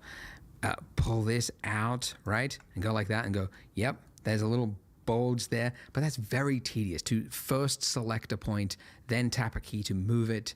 It's very tedious. So that's really like you just need to use another tool to do the job. So edit mode is one tool, and it's good for like very precise things when you need to get precise things. But for more like organic shapes, more freehand stuff, that's where sculpting comes in. So at the top here, we've just been flipping between object and edit mode. Okay, so sculpting.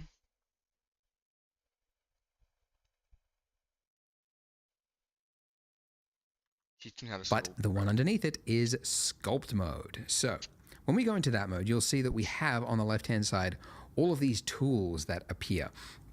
And I mean, this isn't a sculpting like tutorial, really. We're just really going to scratch the surface. But they do different things, different sculpting things. Like, let's just use the default tool here. Can't really see much happening. Let's just turn up the strength and the size of it. Like, it just pulls out that part of it. And even that quick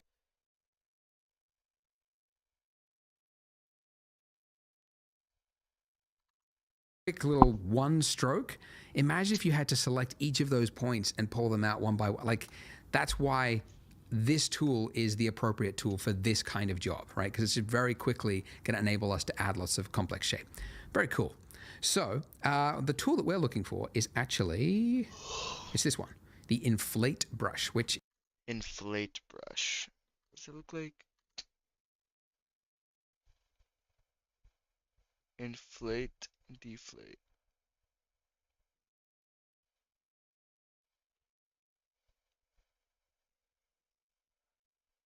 Radius, 100 pixels.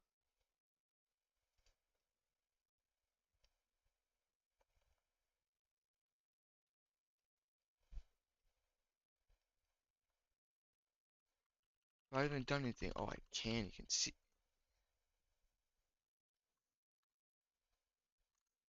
is just conveniently the I hotkey, inflate. Quite conveniently indeed, actually.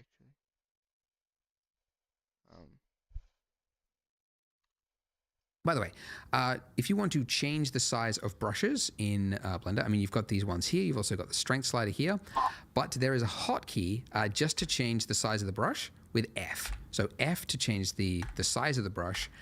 And you just pull out with your cursor to make it bigger and then pull in to reduce it and then do a single left click to confirm. You can also change the strength with Shift F. So Shift F, pull out, click, and then Shift F, pull in, click. Anyways, so if I was to draw on this, you can see that I'm inflating that edge. I could also inflate here, but you very quickly realize, like, look at that. Look at that. What is that, right? The eye is going to see that. It's a pro tip. Your eye, what is that? But you very quickly realize, like, look at that. Look at that. What is that, right? The eye is going to see that.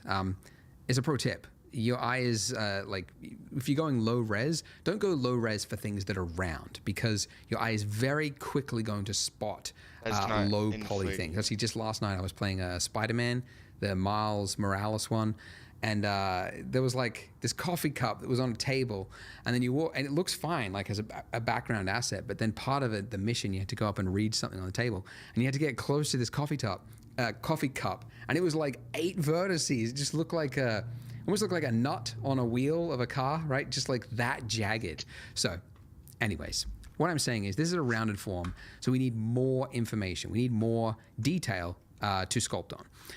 The reason this is jagged and the reason there's not enough detail here is that just even though we have a subsurf modifier, a subdivision modifier, it's applying it after we do the sculpt mode. So when you're in sculpt mode, it's still just using your raw mesh here, and then it does this as a secondary step. So if we want to sculpt into this detail, we need to apply this. So I'm going to use more than one. I'm going to use 2 because I want to have even more detail. So importantly, by the way, if you're applying a subdivision modifier, even though you've got 2 levels here, it will always use just the viewport. So your render amount here could be whatever, but when you hit apply, it's just going to apply whatever is in the viewport. So I'm going to go 2 levels and hit apply. Now look at this. Whoo! We have 16 times the detail because we have could be modified or using your surf modifier, a subdivision modifier. It's applying it after we do the Spec and layout. Subdivision. Sculpt mode. So when you're in sculpt mode, it's still just using your raw mesh here, and then it does this as a secondary step. So if we want to sculpt into this detail, we need to apply this. So I'm going to use more than one. I'm going to use 2 because I want to have even more detail. So importantly, by the way, if you're applying a subdivision modifier, even though you've got 2 levels here, it will always use just the viewport. So your render amount here could be whatever, but when you hit apply, it's just going to apply whatever is in the viewport. So I'm going to go 2 levels and hit apply. Now look at this. We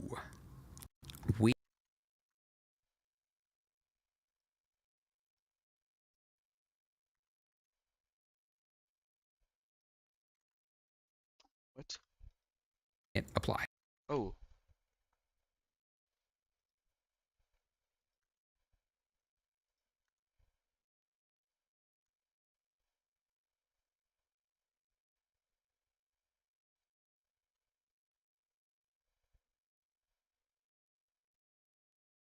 Can't even see half of it.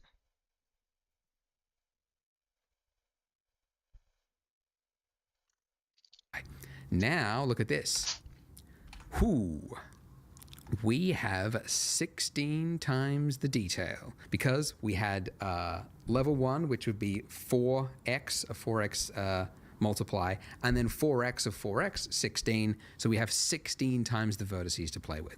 So now when we go into sculpt mode, look at it now. When we sculpt, look at that. So much more room. So sculpting.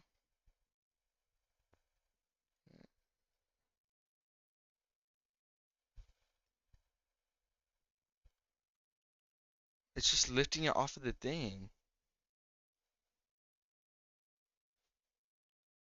Look at it. It just lifts it up. Why is it doing that? Inflate would fight use some other random thing. Like blob.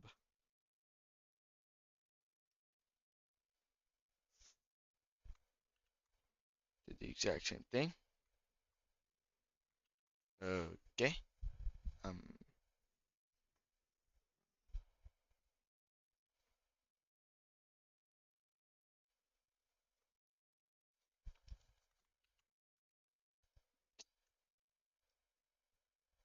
Inflate, deflate. Inflate.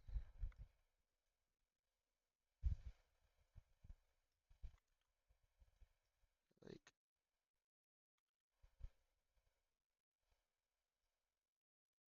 hardness.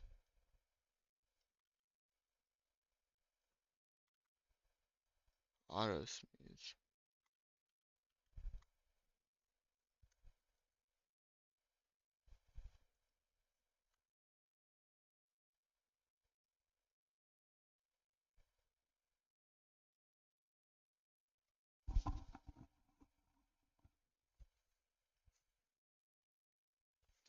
Like brother. It just lifts it up. Doesn't do it for him for some reason. To work with and much more fun. So now that I'm in that state, I'm going to just do little circles with this brush Strength is 531 and it's on inflate. on each of these points here. His menu looks different though. It's I. Goes on that, I click I, it goes to this. His strength on 0.531. 0.531. And his radius is on 253.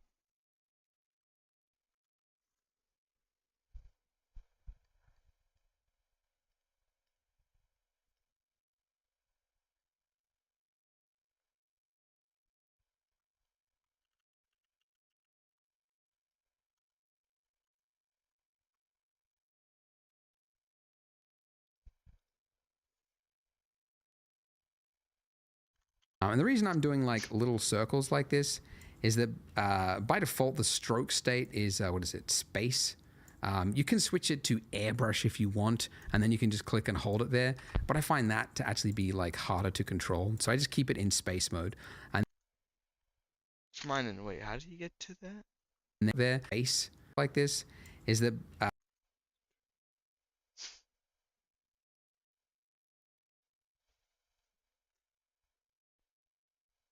Space. So I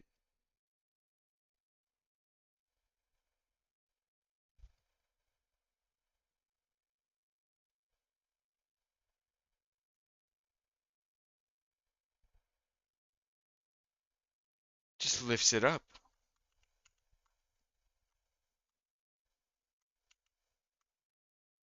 Like what?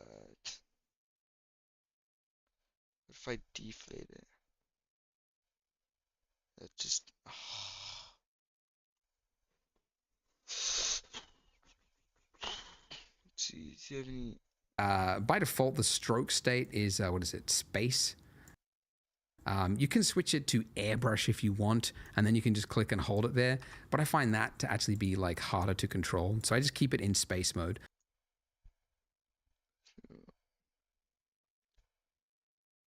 Airbrush.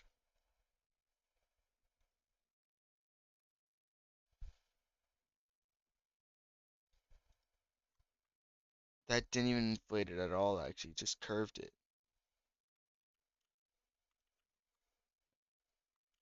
Believe it or not. Stroke. Space. And then just do like little circles, and then that enables you to just kind of continue adding more pressure as you move your mouse. So a little circle like that, and there you go. Very quickly, already we have a more interesting looking shape across it. Free to say. So another brush, another tool, I guess you call. Is it a brush? Or is it, I think it's technically they're called brushes. But anyways, another one that you use all the time is grab, and conveniently it's the hotkey G. And what this does is just like pushing clay with your finger. It's like, eh. G.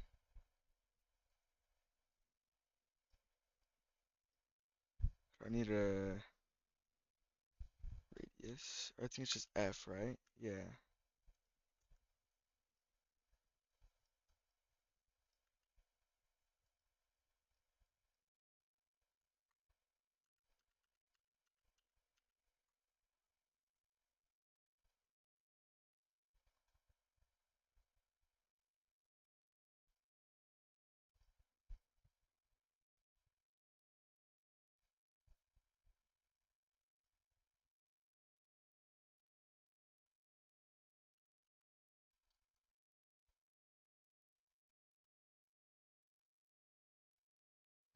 Okay.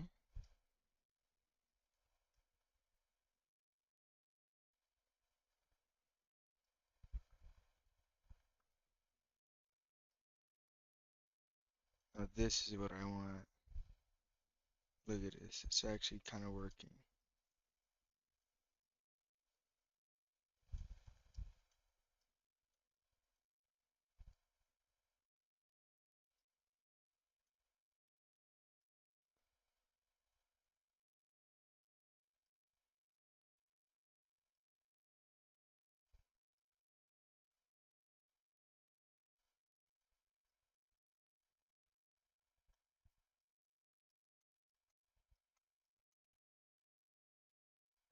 Mouse kind of sucks. I don't know what's happening with it. This looks diabolically ugly. Done too much work to go back now. It's just gonna look like that. I'm too lazy.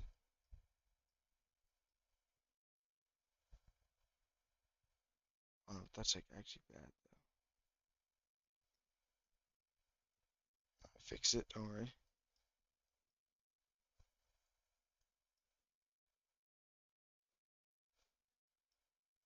Yep, I'm the goat.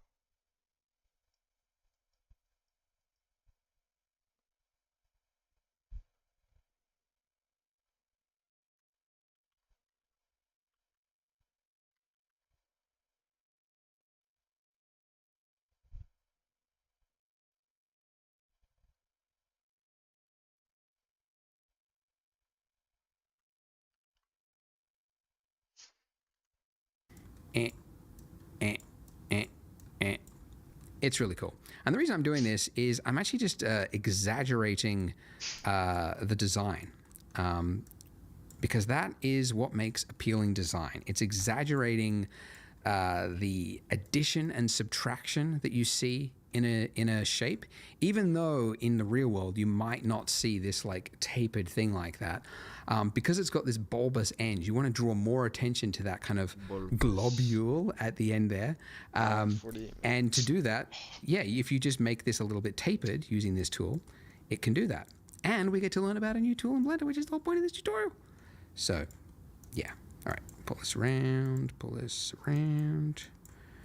Just click and drag. You can change the shape, size of the brush with F.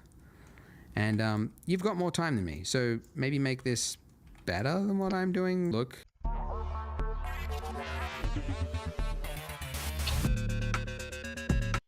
Raised said that, and then you look across, you keep like accidentally clicking off it and then on it, and you get this like jagged like dig. It's not very appealing. The point is, so let's go back. We can learn about another tool. It's another excuse to learn about another tool, and that tool is called the mask tool. So it's actually in the list here, but I never remember what it is. It's just hit M for mask, and it's this one. And what this enables you to do is, if you just draw on it, you get this grade shape, right? And then when you're using another tool, like say you switch to the inflate brush now, and if you draw over this, let me just increase this. Yeah, if you drew over this, you can see it's applying an inflation to everything except the area that is dark.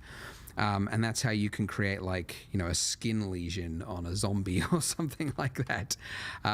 So a mask is very useful in sculpting, used a lot. And we're going to use it in just this case. What we're going to do is mask out just this area along the rim there. And then we're going to apply a constant inflate value to just the area that we've masked. So first use the mask tool. Mask, and it doesn't really make sense to use like a half opaque mask, so we're going to set the strength all the way to 1, and then I'll use a brush size about here. So we say, you know, has with this paint brush should but less only set like as we heavily on the area that we how they won't apply if it's together just see where it falls out to and I when in value I because start have long.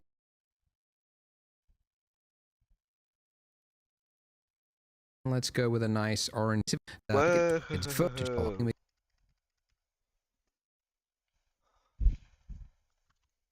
Looks good enough, bro. I don't... You've only got your camera, your donut, your icing, and your light. Okay.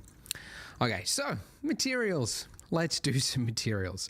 If we jumped into our render mode, that little button that I showed you on the first part that takes you into rendered view mode, you can see we've got a lamp and it's lighting our donut in a very depressing, cold gray. So let's give it a material. Down here, the little material tab, and then we're going to hit new. So just like before, the one thing we're going to change is the color. Let's make it a nice...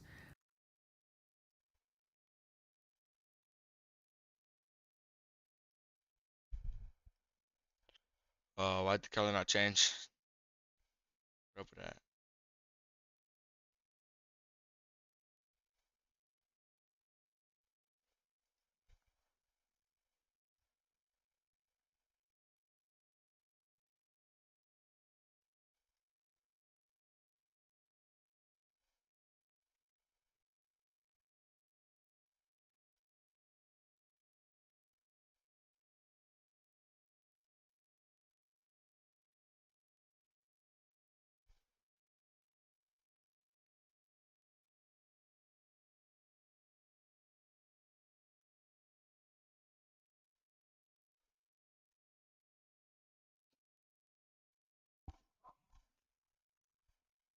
pink color. We're going to change material tab, and then we're going to hit new. So just like before, the one thing we're going to change is the color.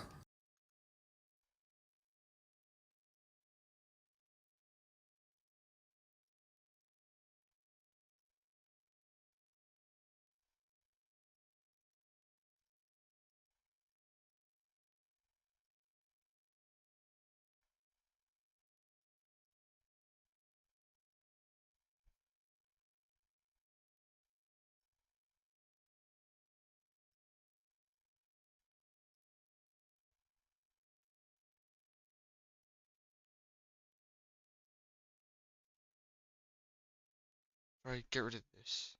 Oh, the X.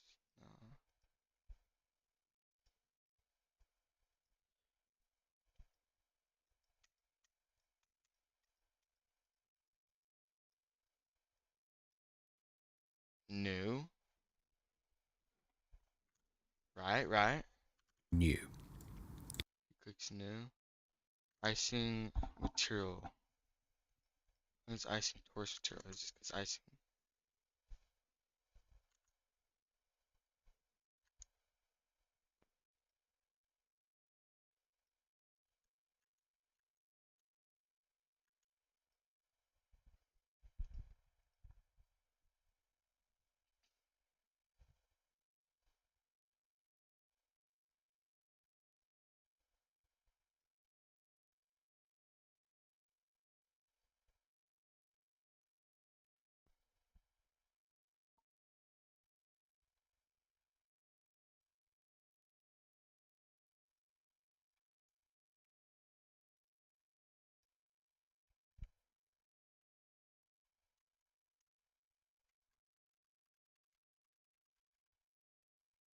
You've made it this far. Why not continue on the series? Click here to see the next video, and I will see you in that part. This is where we finished at the end of the last part, and we are ready for some materials. Before we continue, do a check over though, because I looked inside my donut and I saw this, which shouldn't be here, obviously. So make sure you don't have any hidden meshes that should definitely not be there. You've only got your camera, your donut, your icing, and your light. Okay. Okay, so materials. Let's do some materials. If we jumped into our render mode, that little button that I showed. Icing. New. Okay, it didn't work. It just doesn't. You on the first part that takes you into rendered view mode. You can see we've got a lamp and it's lighting our donut in a very depressing cold gray. So let's give it a material down here, the little material tab, and then we're going to hit new. So just On to icing. Material.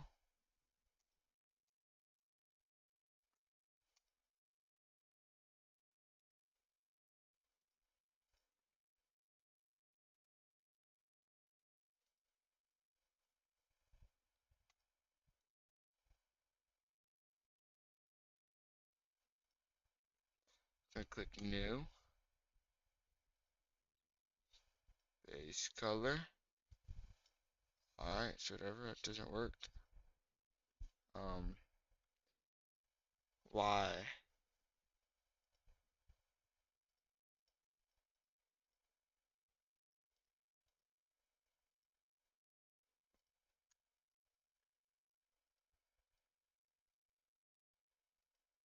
Data. just like before, the one thing Some data. we're going to change is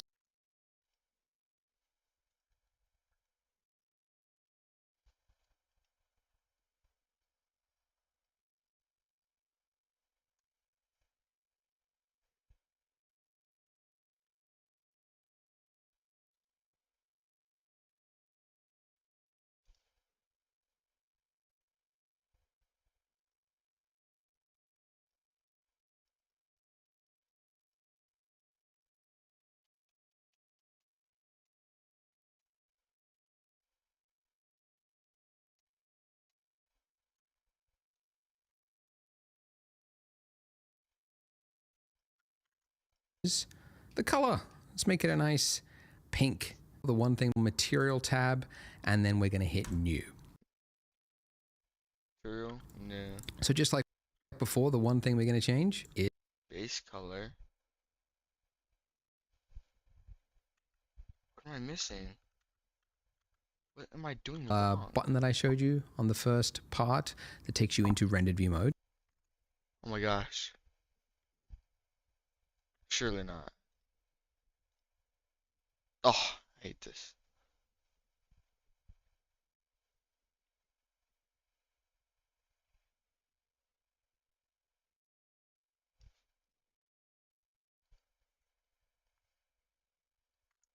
You can see we've got a lamp and it's lighting our donut in a very depressing cold gray. So let's give it a material down here, the little material tab, and then we're going to hit new. So just like before, the one thing we're going to change is the color. Let's make it a nice pink color. And that looks pretty good.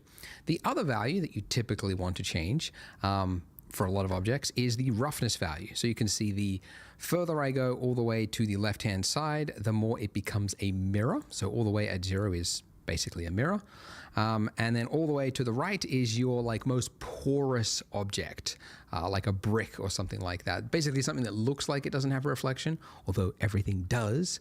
The roughness is just merely dissipating that reflection everywhere, so it appears as though it doesn't. But anyways, so we're going to go with like a 0.3, something like that. It's pretty good. And then for the base of our donut, we're going to give it another material, and let's go with a nice orangey.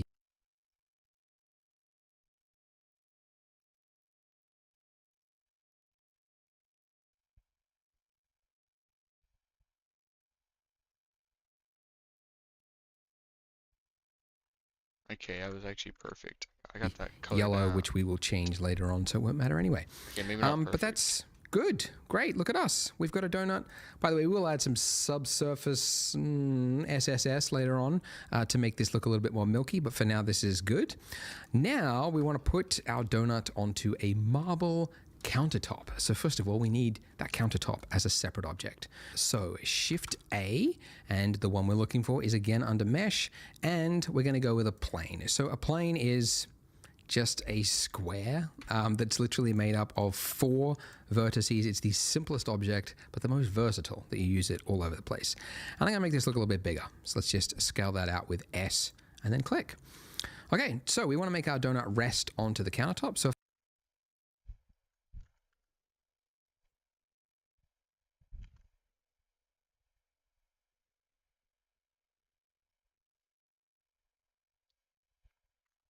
if I selected my donut base and moved it up, well, there's a problem, right? We need to have both of these move together. So if you want to have one object basically attached to another object while still being its own separate object, you parent it. So the way we parent it is, first of all, you select the object that you want to follow the other object, so the child.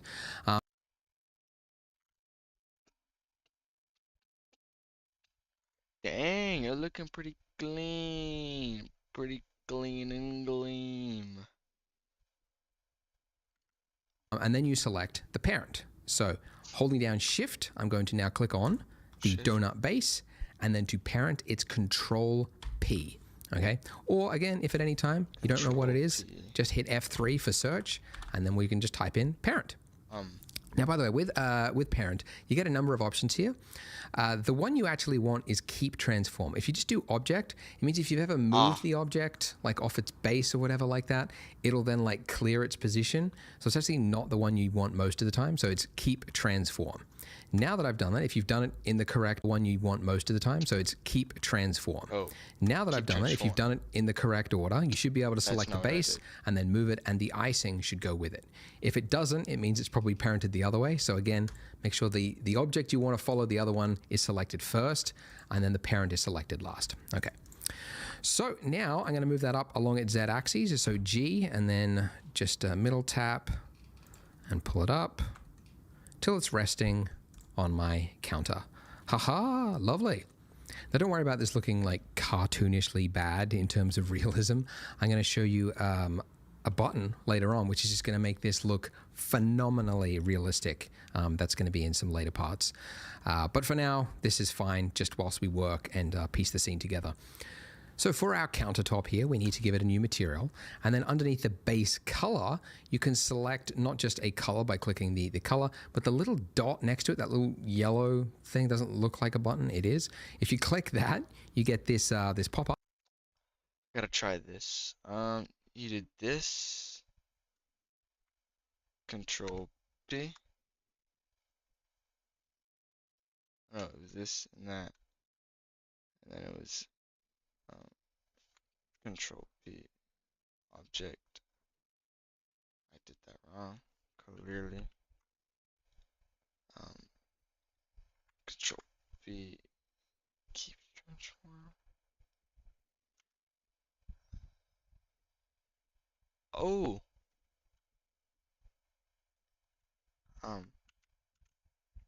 what is this?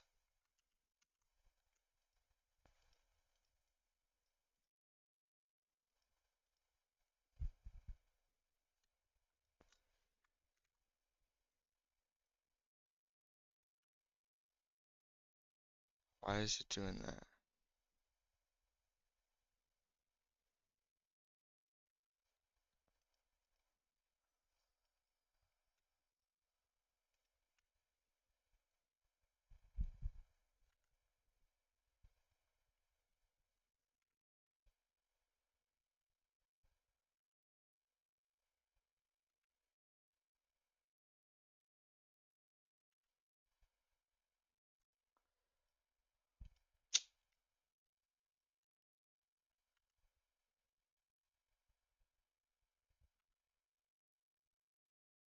I feel like that is better.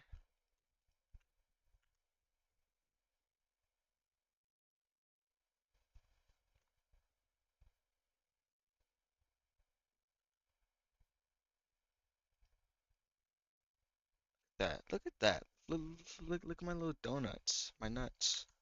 Up or pop down in this point, which just gives you a number of options, and the one that we're looking for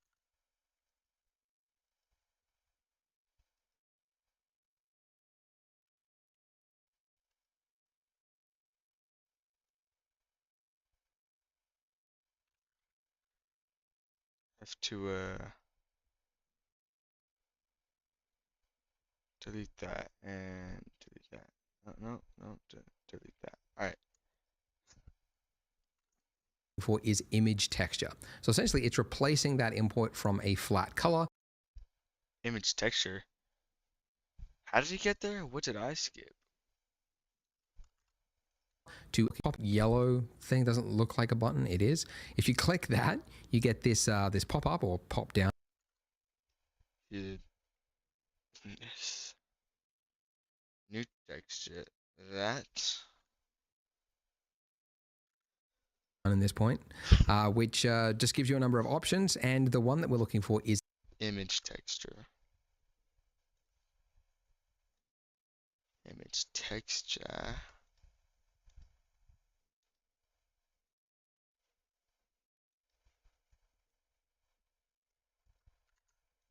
image texture. So essentially, it's replacing that input from a flat color to an image texture property. And it's now black, and it's asking you what image texture. So we need an image texture. Now, we could go to just Google Images and just find any old marble texture, download that. The problem usually with textures on the web is that what most people call a texture is not ideal for 3D. Most textures are good for websites, but for 3D, we need extra information to tell the 3D software how the material property looks. Like, how does it reflect light? What do the bumps look like across the surface? And all that information is never available on these sites. So to find those textures, you have to go to a separate dedicated website. And the website that I recommend is Polygon. And the reason I recommend it is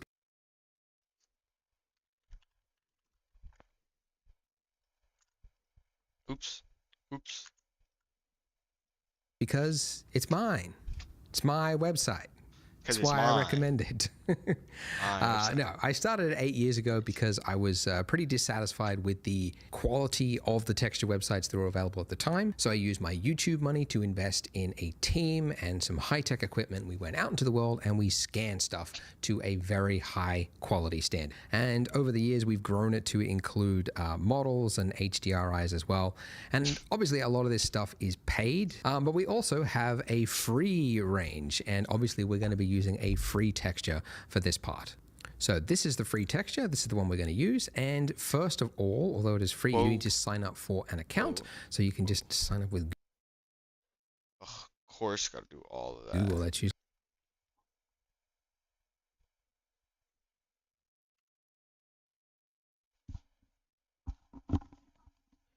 DENALI.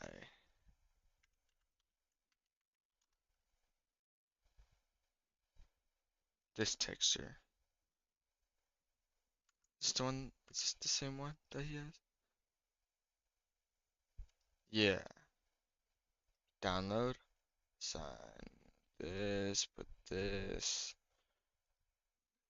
Yeah, for sure. Oh, that's what I say. Select your software to continue.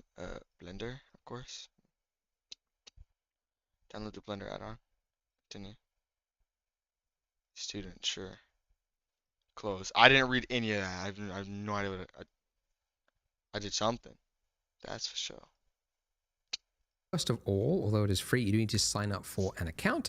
So you can just sign up with Google. That's usually the easiest one. It's a couple of onboarding questions. I would like to actually know how you, are you a professional? Are you a student? That's kind of interesting to me to know that. And then when you get to here, you're just going to say continue with free account.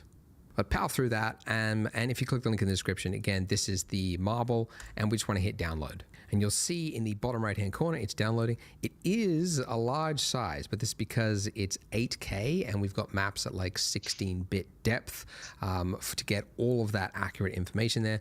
But once it is finished, it'll just appear in your downloads. Then you just unzip the zip file as you would normally. And then finally, you should see some glorious high-resolution images.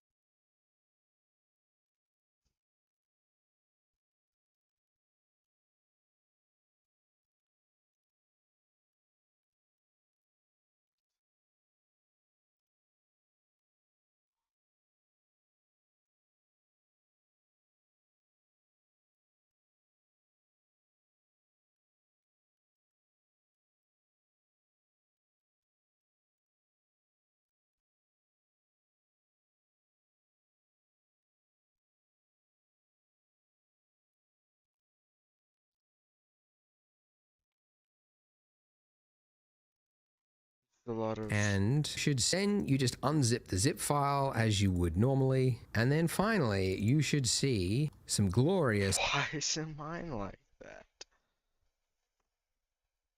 Got 50 freaking files of who knows what. I mean, you think it'd be this, no?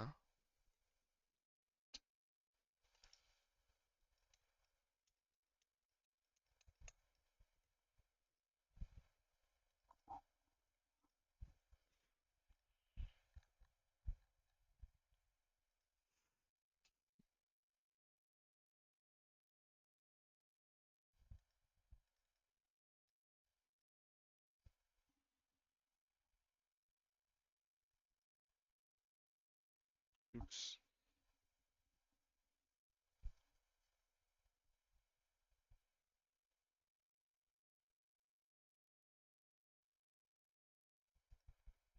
High resolution images and ones with extra information like roughness. Very, very subtle, but will come through when we do the render.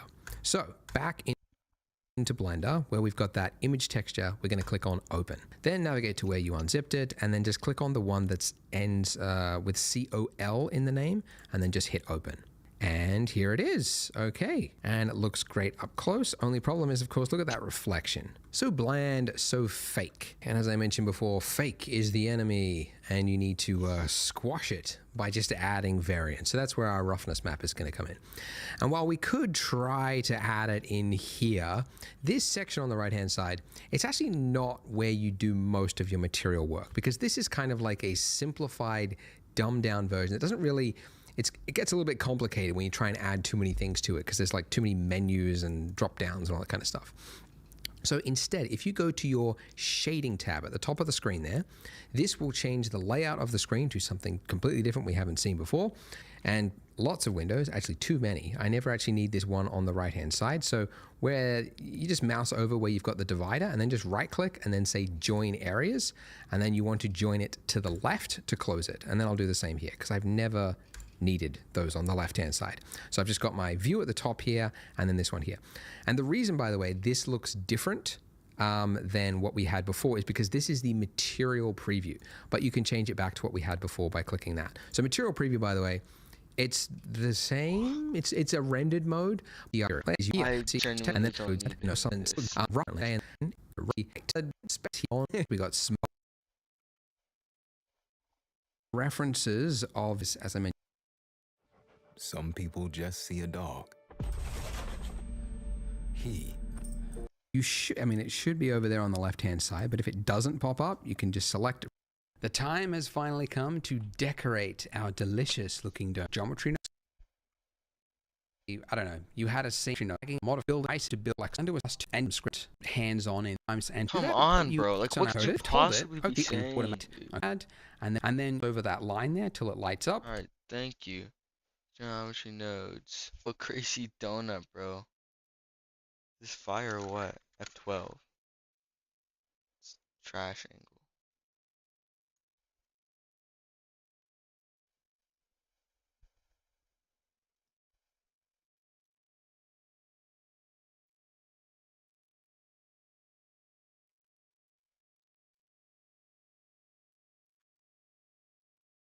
Why is the camera not doing the thing? That lock right there, is that what does it? Okay, yeah.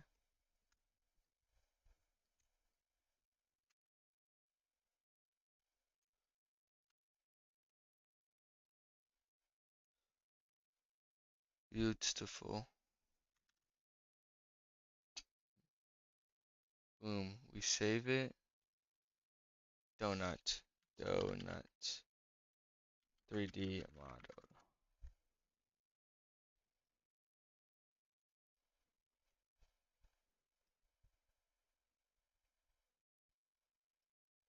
Whatever, this is tough. I don't care. Get me out of this. Get me out of this too. Get me off that. Think. Rinkadink. Bink. Get me off of this trash too. And this. Yeah, I'll save.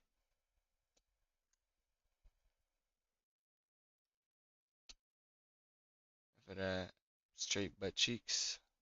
We'd love to see it. This guy. Crazy way to die, by the way.